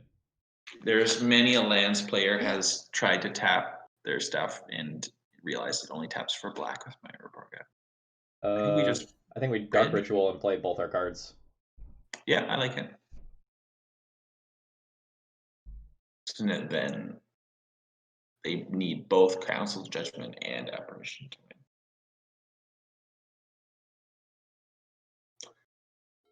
But yeah, this is how usually the matchup goes, where you lose.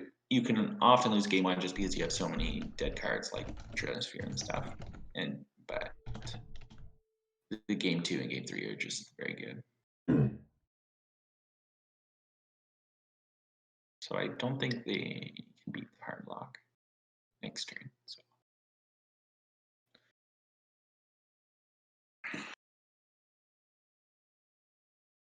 So you can see this. These are the matchups we want to see: the fair non-blue decks and the combo decks. Facing Ragun Depths is our bad matchups, but luckily we've missed them so far.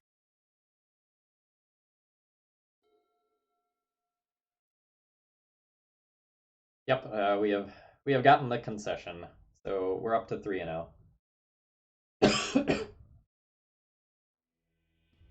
All right, I'm gonna take a minute and run to the restroom here. I'm gonna run an ad, so Reeplcheep, feel free to take a break for a minute. Okay.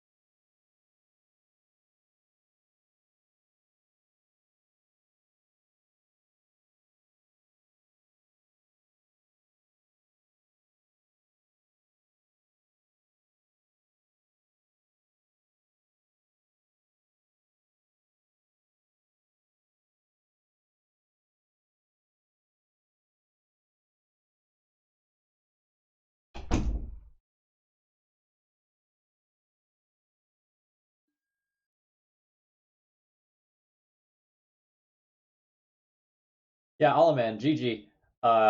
Like obviously you saw there at the very end that like there were definitely things that you could have done a little bit better in terms of sequencing there. But when you don't know what you're playing against from curses, like you don't know that you have to play around Overwhelming Splendor, shutting off port and Ether Vial. So like I absolutely do not blame you for making the mistakes that you did in that matchup. Honestly, I was impressed that you managed to take game one. Like you beat a Curse of Death's Hold. That's a very, very difficult card to beat.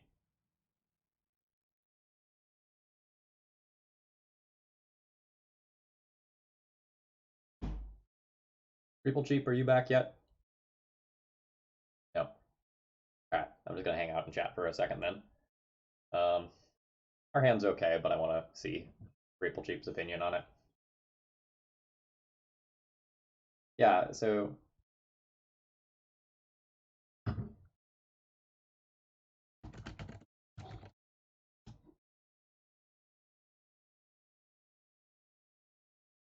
here's our deck list.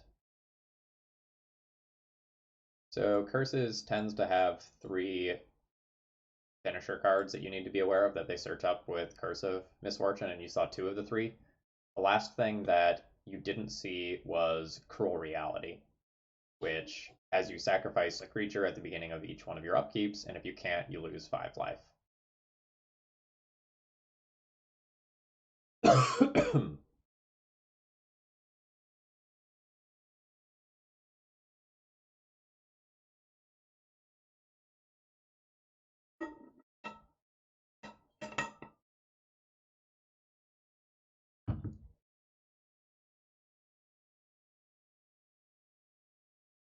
Alright, since Reeplcheep isn't back yet, I'm just going to go ahead and keep this hand. I think it's a borderline mulligan.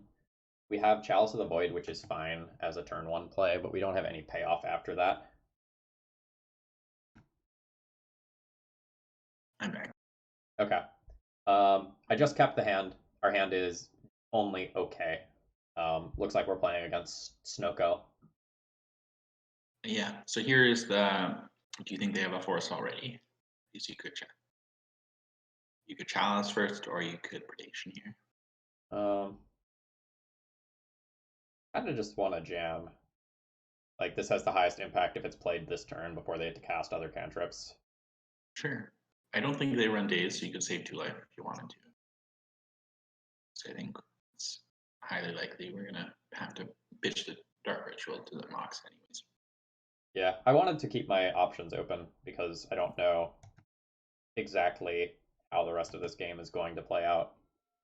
That's true. If this could be relevant if they Elka. Well, all right. I think this is the perfect time to do an Oko check. Yeah. Especially since Chalice is shutting off brainstorming response, which sometimes can be annoying.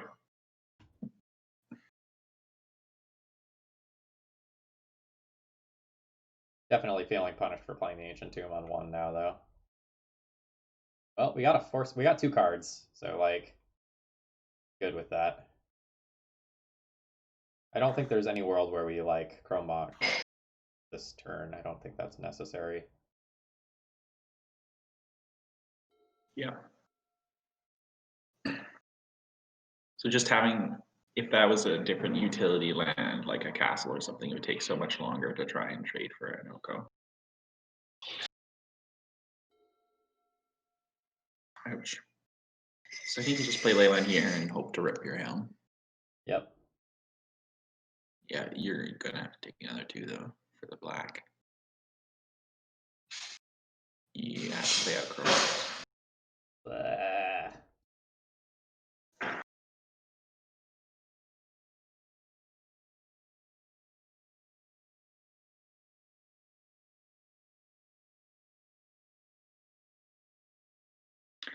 Yeah, so even though our deck is, their threats could beat Oko, sometimes you just lose to how fast this Oko clocks here. Yeah, that Ancient Tomb cost me so much life this game because of how our follow-up draws went.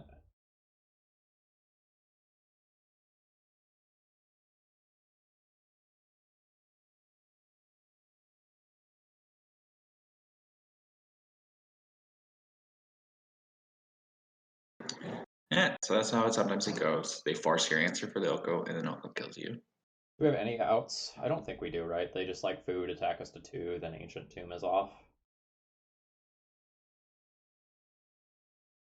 No, we can still rip Helm, specifically. But we can't Dark Ritual. Shit. Yeah, we're really dead. Okay, yep. Yeah, I think using the tomb was still like justifiable, but it definitely in hindsight looks bad. But I don't think it was wrong.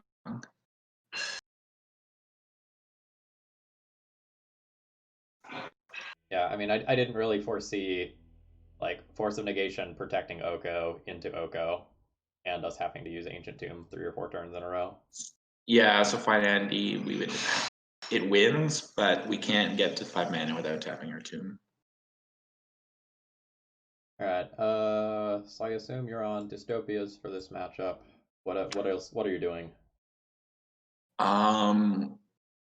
So it might be a little bit crazy, but I'm the cut all the fast mana for a bajillion threats and hope they run out of answers plan. Okay, so So do you like like I go, bring in the plague engineers? no, I bring in Helm since they usually force the card anyways. Okay. I bring in him to Turak. I bring in Vault. And I bring in Spyglasses and Oko Answer. I basically just like cut all the fast mana except for like one Chromox.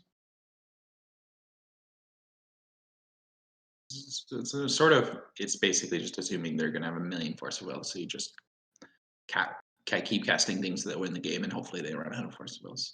It Okay. does make you a lot slower, but you're not getting blown out as much.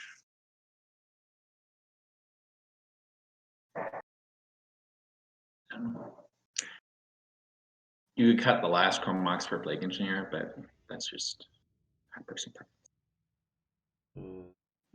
preference. Actually, this is maybe okay. Spyglass Spyglass can number, cheese a free win. yeah, We and just, also turn 3 curse. yeah. All right.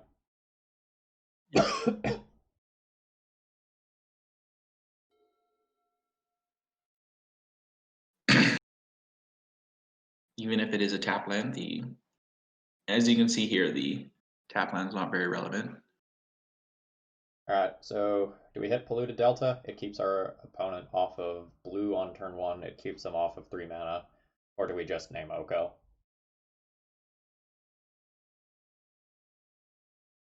I think I like keeping them off I think if the Delta, but I'm not sure. yeah, that hand doesn't function without a blue source. Oh no, they have No, an they have the astrolabe. Astrolabe.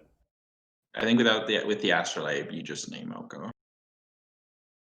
But I could see the argument for the fetch land if they didn't have astrolabe.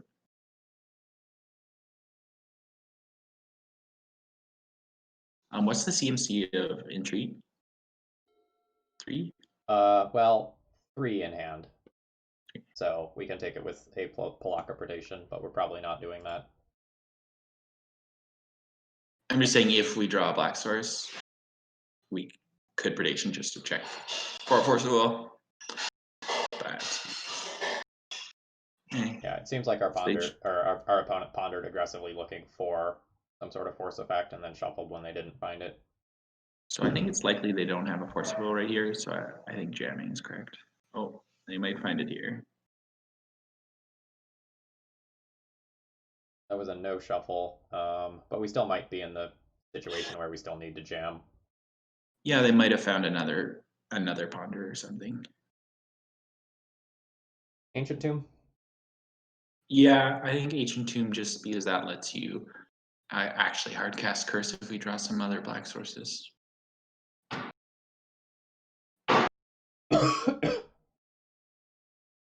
Except for Oko, their clock is really slow, so I think. And they found it. But we have more where that came from.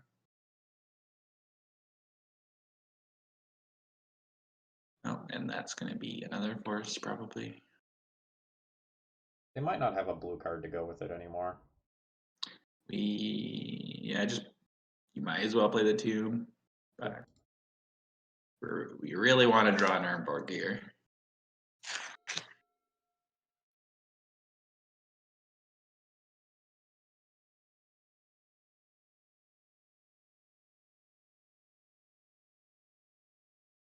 Cool. I think this is just play Swamp, cast him to Turok. Try to get Yeah, I like that it. stuff out of their hand. Yeah, so some people might wonder why I have Dream Stealer, but in these situations where they're just sitting on millions and millions of Force of Wills, it's very good. All right. But of course, it's a lot worse against non-control decks. Because in this case, like if the him was a Dream Stealer, they would have to force it, and then you exile it, and then you just destroy their whole hand through a Koala because of menace.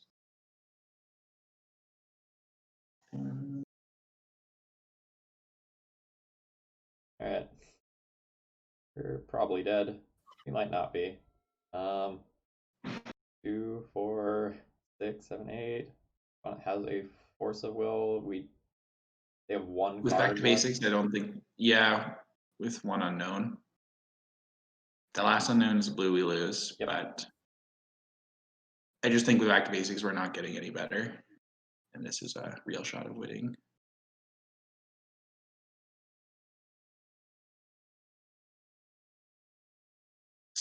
It's usually the third force of the will that you lose to. And sometimes they have it, and sometimes they don't. All right. Nice. They We're did not have- guaranteed to win here. No, we can still Like, lose opponent to can Fairy. definitely like cast Oh, and they have Wilt.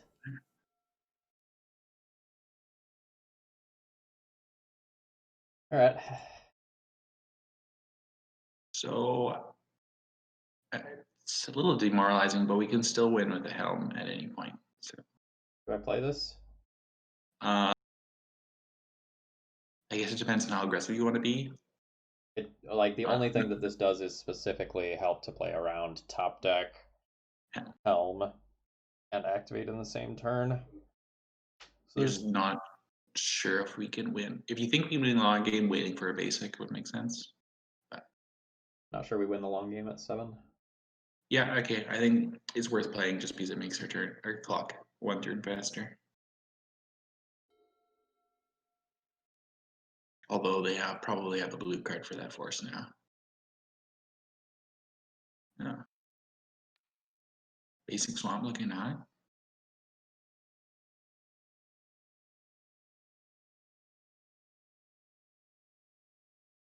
Still have a force. Entreat and Mystic Sanctuary. I mean, in a lot of ways, I'm happy the Entreat is gone. Like, that's the fastest clock that our opponent could have. And honestly, I'm kind of surprised they didn't just make a 4/4 on their turn. And we don't really have answers to Jade. Well, Yeah. I guess they should not concede. They could bottom, and then I could top deck helm. Yeah.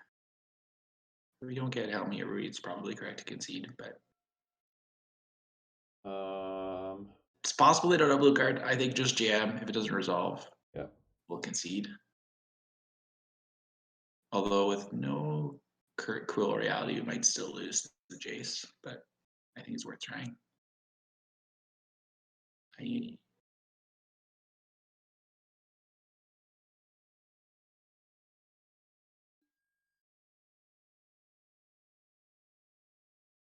Yeah, the Narset grabbing 2 forces was pretty rough. I literally do not believe that our opponent just brainstormed instead of. Oh no, I guess this is tap now, so I don't have an out that top deck kills him. Never mind. It's fine. Yeah, it's fine. That's game over. All right, yeah, let's concede and save a minute or two here.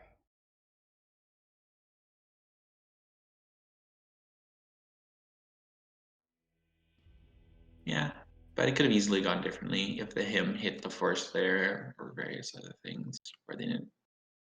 Oh yeah, like we were very much live in that game.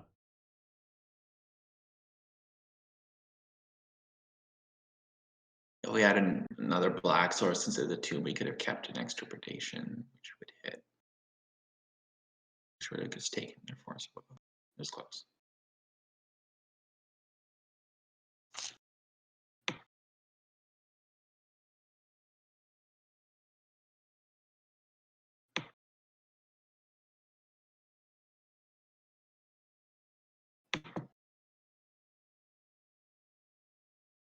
I mean, we're 3-1 right now.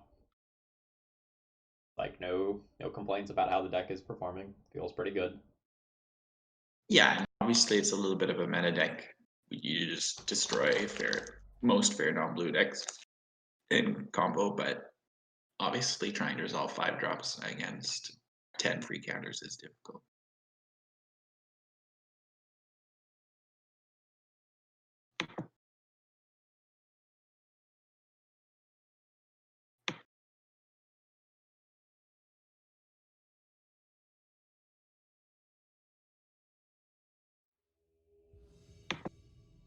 All right.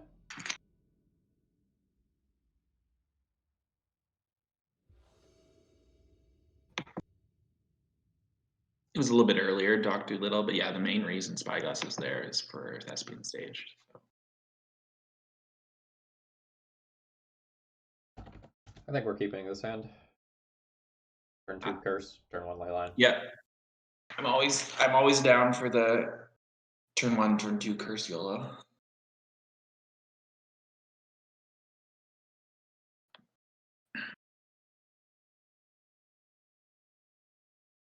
If this is dredge, we'll definitely get a meme worthy win. It's more likely it's Death Shadow Delver or Doomsday, I think. Yeah. And it looks like it's very clearly Death Shadow Delver. Yeah.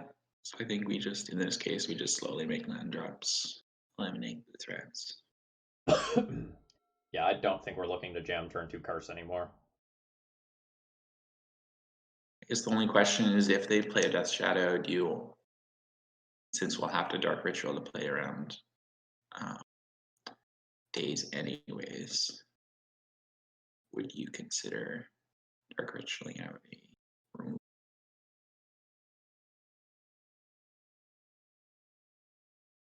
Probably. Well, with Helm, I think probably it's not worth doing that. Yeah, I think we just play Swamp, cast Eliminate, see if it kills this. If it doesn't, our opponent has used counter spells to not stop our win conditions. Yeah, for sure. Especially with Wasteland, and it's almost like we're gonna have to play into days at some point. So, so yeah.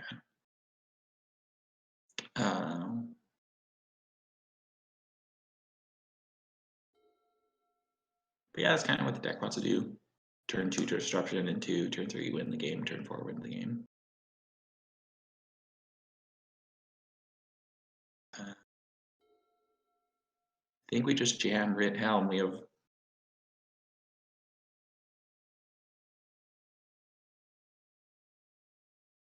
Yeah. Do I cast Dark Ritual before making my land drop, I think? Because if our opponent has a Pierce, then they pierce the Ritual and not a Helm.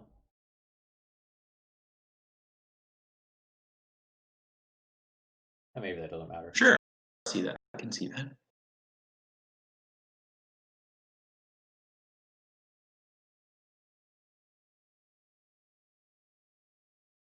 City? Play around. Permission the easiest. Well, although It's Urborg force. lets, if they just have a force of will, it means you could play around days next turn without Yeah. losing land. I like Urborg, I think. Okay.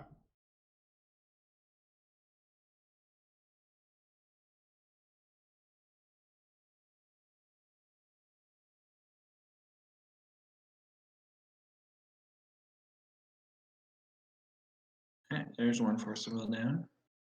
Okay. But it's pretty likely that we win the game this turn now, though. Yeah, they can daze to save a turn, but they only have a three turn clock.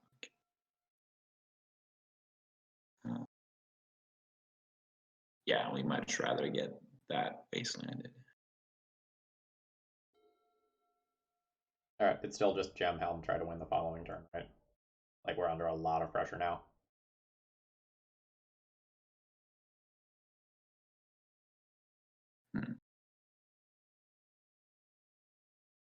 So, yeah, so Karn is a little bit better against force, some counterspell if we draw land the next turn. Helm is better against Wasteland. Yeah, so we're stone cold dead to Wasteland, right? If our Helm doesn't resolve. Yes, or if we lead on Karn. So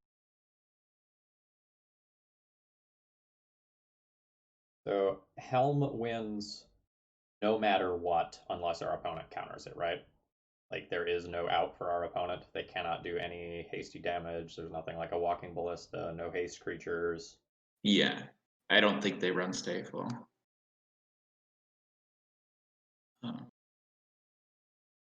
Karn can beat one counterspell if we draw a land. That sounds not as good. Yeah.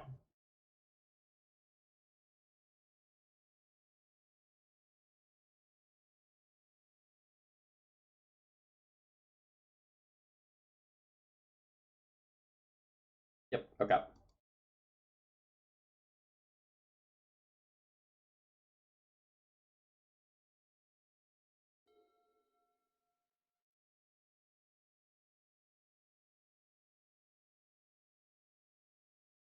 Yeah, we're not winning against that much disruption with not a No, ton it's of days force.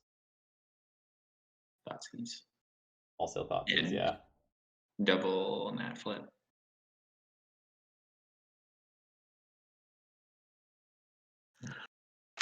Plus a wasteland. I didn't count that in the pile of disruption either.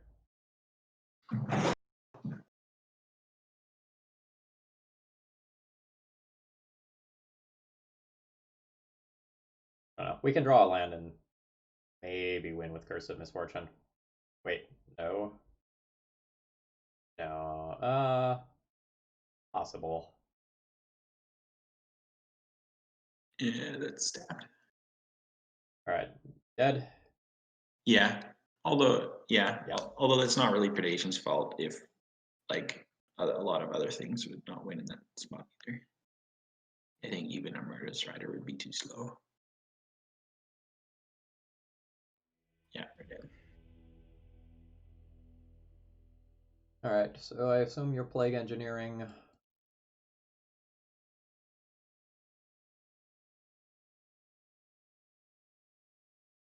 What's your board plan look like here? So my thing is I just cut the slowest and most expensive threat, which is Karn is generally bad against aggressive decks because it just requires additional mana investment to do anything. Mhm. So I generally cut Karn for playing engineers and additional and some of the Karn targets that are good in the matchup. Alright, so like we'll board 4 Karns out for 4 Plague Engineers. Then I assume that means we want like the Helm, the Ensnaring Bridge in and be that. Yeah, so I would usually take those 3 over some of the Dark Rituals since Dark Ritual can be a little bit awkward versus also all their counter magic. All right. Definitely against Delver, I'm never sure of how much fast mana to cut, but I generally would board like that. Okay. A lot of times on the draw, I think Trinisphere is awkward versus Delver, but I guess you Yeah, have larger top end things that it's more important for you to resolve than a lot of the prison decks that I'm playing. yeah, on the draw, I would consider cutting some more transfers for maybe some mana or something. This does nothing, right? Yeah. Definitely all payoffs is not what we want to see.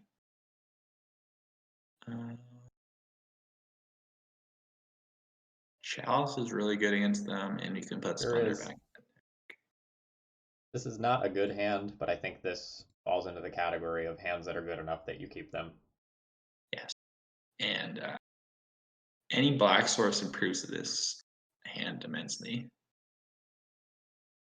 We have about 20 of those. Oh wow, we got it.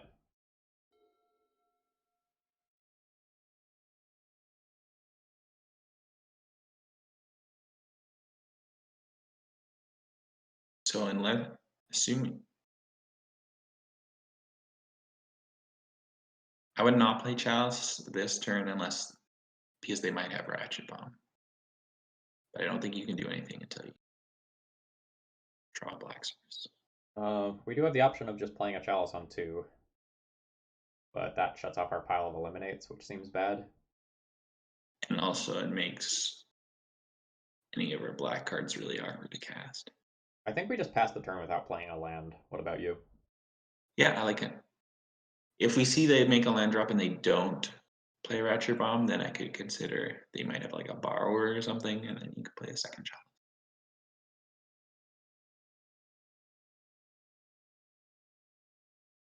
Oh, that's really good. That is really good.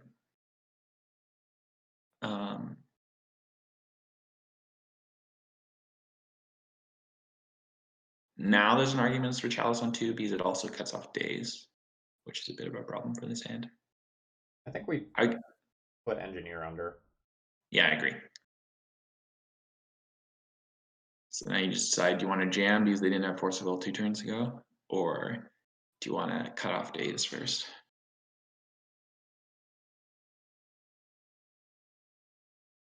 It also cuts off Ratchet Bomb, which would be devastating right now. Sure. Take a turn off to do that. real bad versus Wasteland, but pretty good otherwise. Yeah. All right, that got a force. Super happy with that. I think of the chance of them having waste. Oh man, if this is forced into Ratchet Bomb, we are very sad. Yep. Called it. Might as well play that.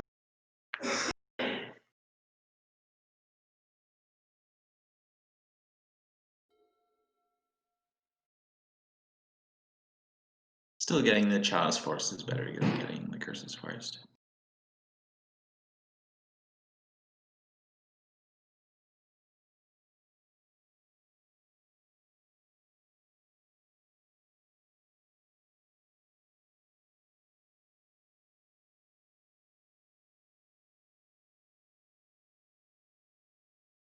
I just think it's a hard card to evaluate Druid, so you want to point out when it's good and when it's bad. Because people compare it to Thoughtseize, but it really should be compared to Ponder for Thoughtseize or Ponder for Land or something. And there, I think it's a lot more favorable. They add the force into the A card, so I would love to flip the Death Shadow and just kill our opponent. you could do that if you want. Make sure to tap your tomb. Yeah.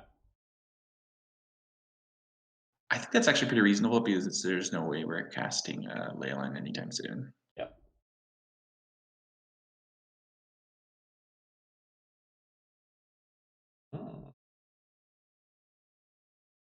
Although if they attack, it's possible you could do some cheese.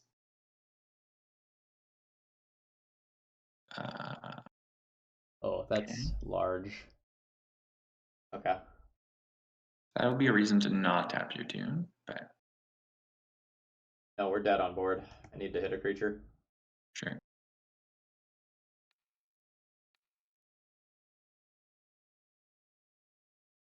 It does make theirs bigger though.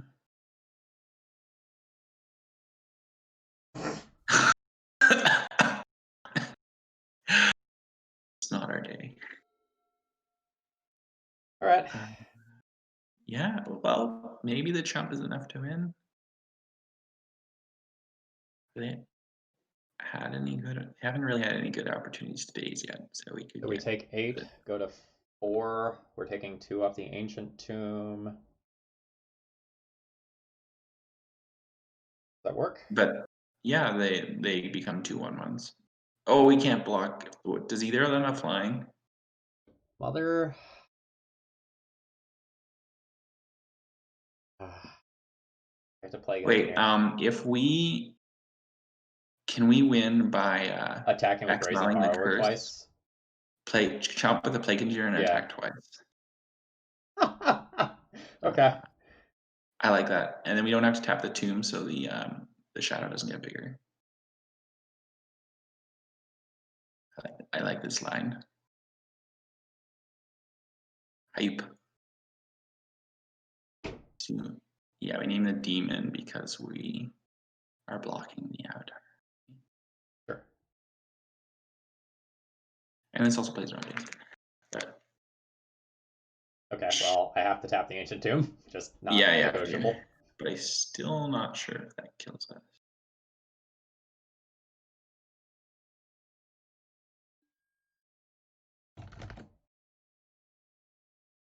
It is very weird that that demon doesn't fly. But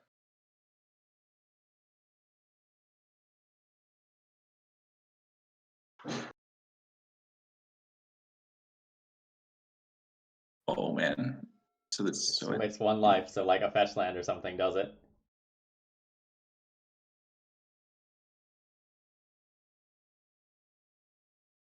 but Street Wraith would kill them. Yep. And so will Shock Land.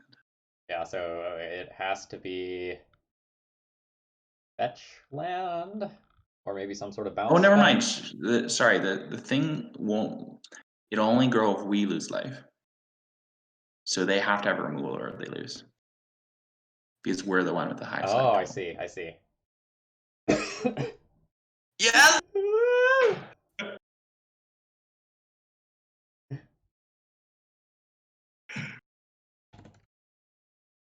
Oh, and they can't even snuff out it. Yeah.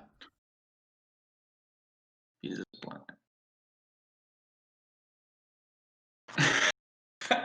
Yes!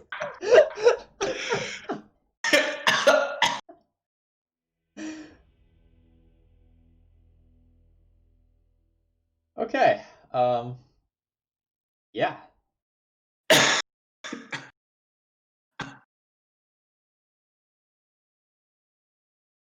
I've seen a lot of fair helm. I've had a decent amount of fair helm wins with Emrakul and such, but that is the first fair helm kill I've seen. 8 mana, steal a 3/1. I like it.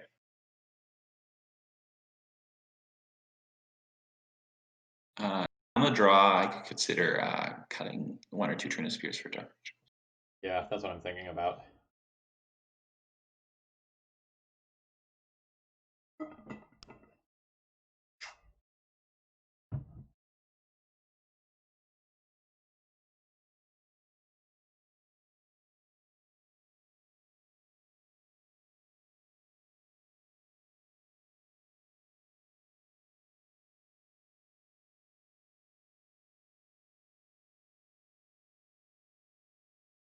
It's really good to know that our opponent does have like a very good 2-drop threat, though. Mm-hmm.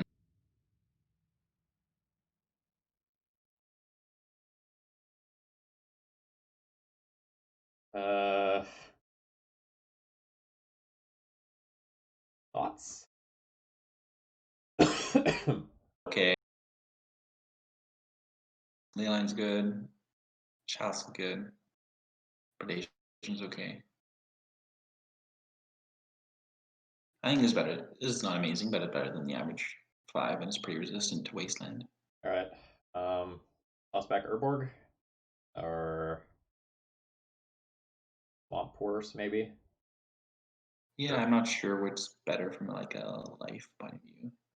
I think putting back their Barrag is okay, but I could see putting away the Swamp either. Yeah, I'm really not sure about that because like the life loss is super relevant. Especially with that shadow. I'm gonna toss back the Swamp. I think Wasteland is going to be good against us at any point in the game.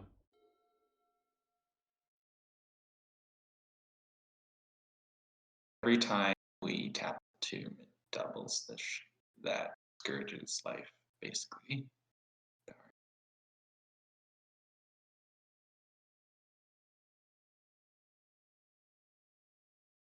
Swamp Pass or Tomb Chalice?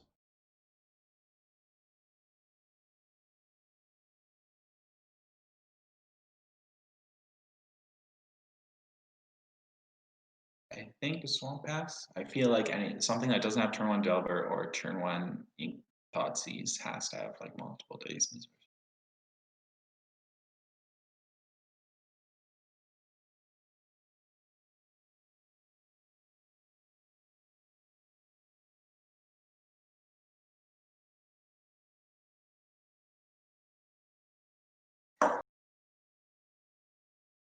This also makes it impossible for them to cast their Skyclave thing next turn. It's also possible that we were supposed to play a tap Palaka Predation. Yeah. Although having your 3-drop get force is nicer than your 5-drop.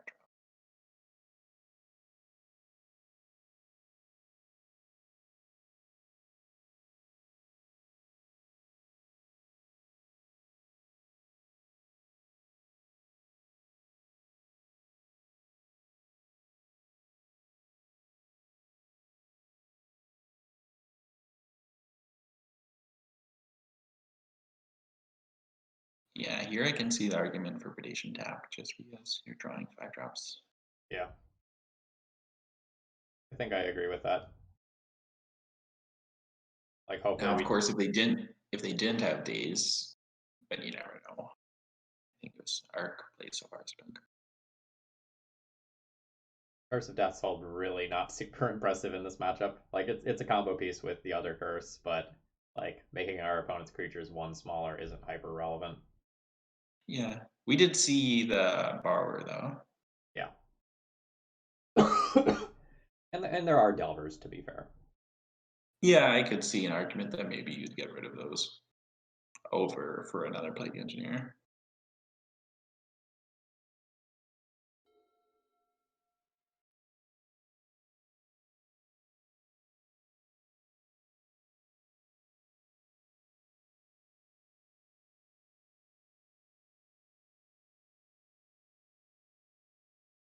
Kind of feel like they have those shadows in their hand. That makes sense to me. They've been brainstorming like very aggressively.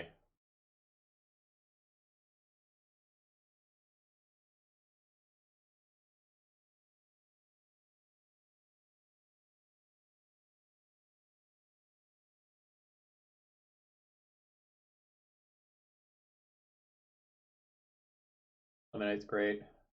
Plague Engineer's great. Thought Seizes are definitely rough for us if our opponent can follow up with a shadow.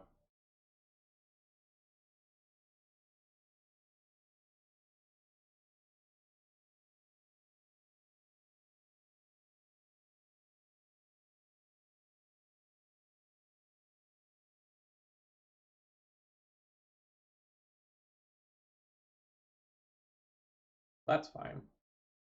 That's good.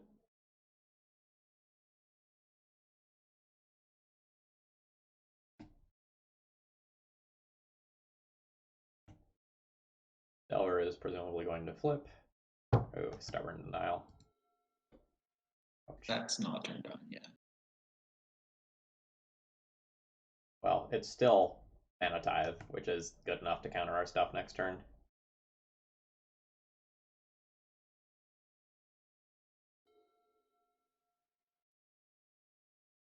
Do we have time to play around it? I think so. Okay. But barely. Like, it's very close. We can try to just trade it for Curse of Death's Hold, which isn't that good. Well, Cruel Reality usually beats them.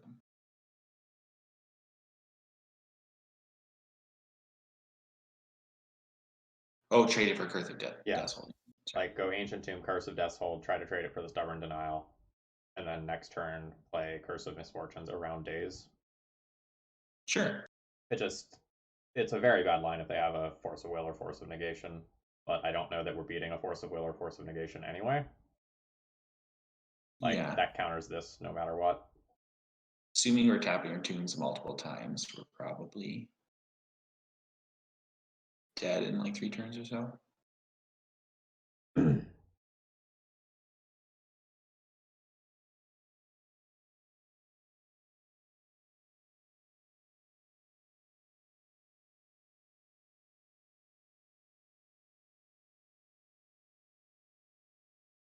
Oof. That leaves them with the Stubborn Denial that they can turn on and potentially hard counter that.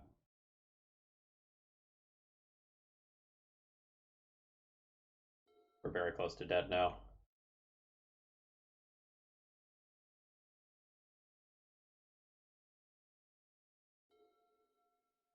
Ooh. This is good. So if you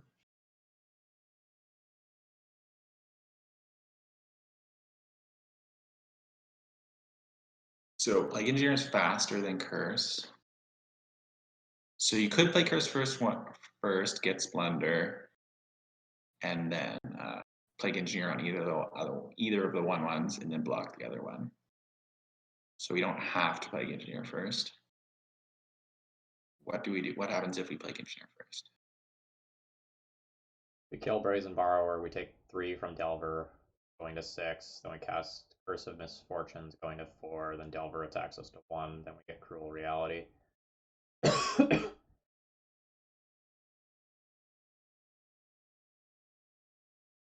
So I think both of them leave us at 1 Yeah. either way, but Curse is faster. Play the Curse now. Okay. Like this turn, we can play it around Stubborn Denial. Ooh, oh. No. We have to play it You around have to Stubborn tap. Denial.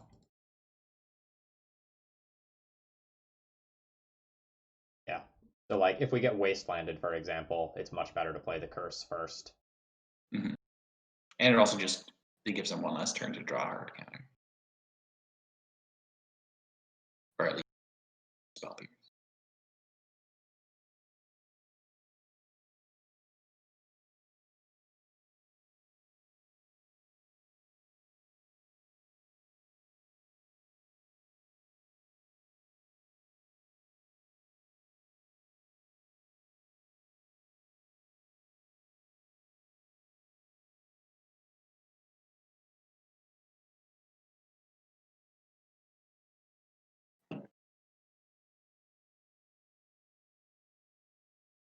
Ronan says, I don't even know if I should care about that at this point. Yeah, I'm gonna play it up. Yeah, I feel pretty dead.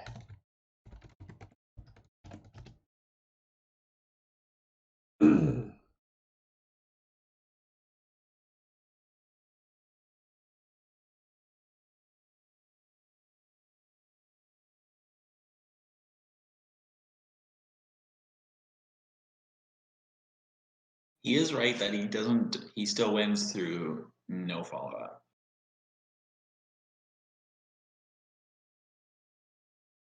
Yeah, any one piece of interaction beats us. Like if our opponent has like a daze, a force of will, whatever, like it's going to beat us. Yeah, but you're right that this way actually beats Wasteland, which is nice because they only have 2 unknowns. Well, I'm not sure why they didn't Wasteland. We still have some outs if this gets countered by something like a force of will. Like we can go Plague Engineer or top deck eliminate. Yep.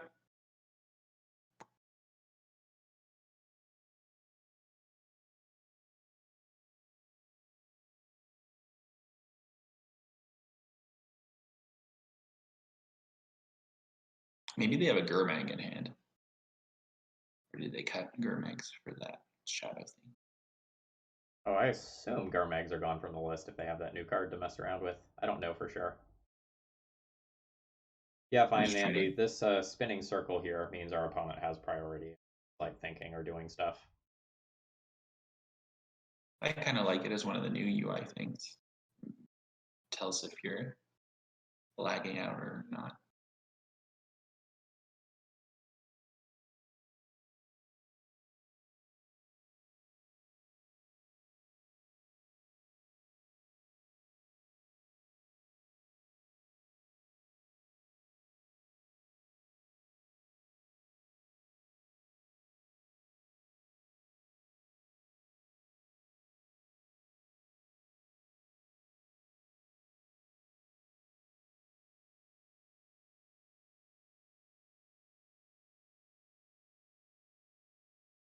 Yeah, not a lot to say here. The opponent is just trying to figure out what fringe lines can actually beat them, I assume.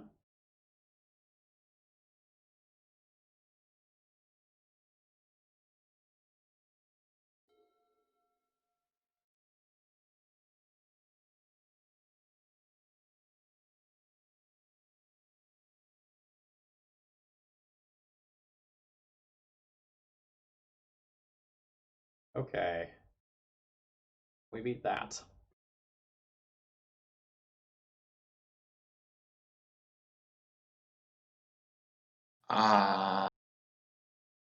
So we can beat this with Cruel Reality. Oh, we lost Cruel Reality. We're screwed. Sorry. Death's Hold and then name with human could win, but I think we're screwed because they're all different types. I guess we can still block the Death Shadow. Um, So if we get Cruel Reality, they kill us with the Delver in the air after sacking the Death Shadow. Do And all if of we our get outs require us to draw another card that deals with a creature on board? So we could have won if we still had Death's Hold, because Death's Hold plus Plague Engineer kills both the blue cards. Yep. But here we need to draw. We need I to don't draw see like anything that. Eliminate or Helm. Oh no, Helm doesn't kill. We're 1 mana. No, Helm does kill. No, Helm doesn't Helm kill. kills Stubborn because of Denial. Urborg. Uh,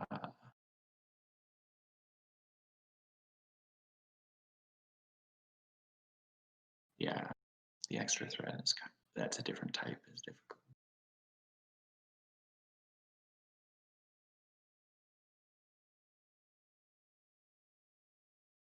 We also can't tap the Ancient Tomb for bonus mana, which is problematic. Yeah.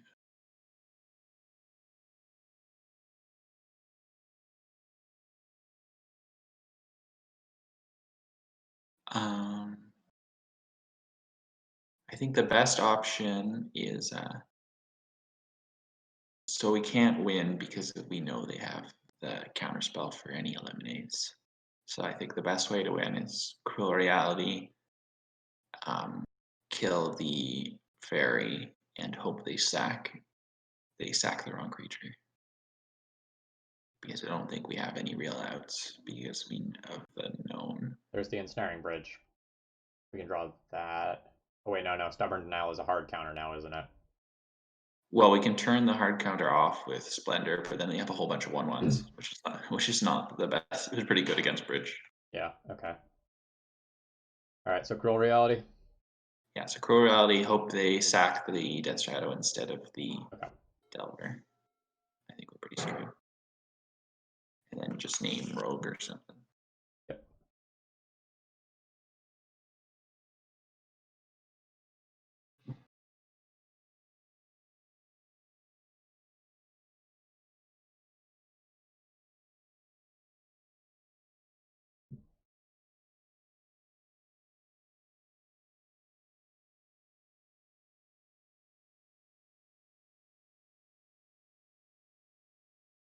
Okay, we've got a force. Oh, we weren't beating a force in any case.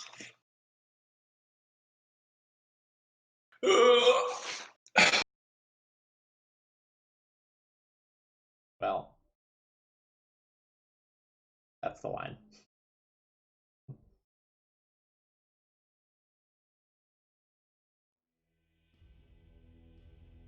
GG's, that was a good one. Yeah, it was good. Alright, pretty happy with the list. Palaka Predation was a little bit better than I was expecting it to be. I'll fully admit that. Neither side of this card is particularly good, but this is definitely one of the cases where the sum is greater than like both individual pieces evaluated individually. I don't really have too much to say as far as a debrief goes here. Like, deck performed pretty well today. A 3-2 finish is fine, and with a little bit better luck, like, we were on track to do very well here. So fine, Andy, we knew they had a Stubborn Denial, which was gonna answer the Eliminate, even if you got a Splendor, because we can't tap the tomb. Yeah, it's a rough spot. So Reeplcheep, do you have any closing thoughts here? No, I'm happy with the deck. Hopefully people with a new primer can check it out. We're gonna be leaving it. All right. So I'm gonna go ahead and cut things off for the YouTube folks here.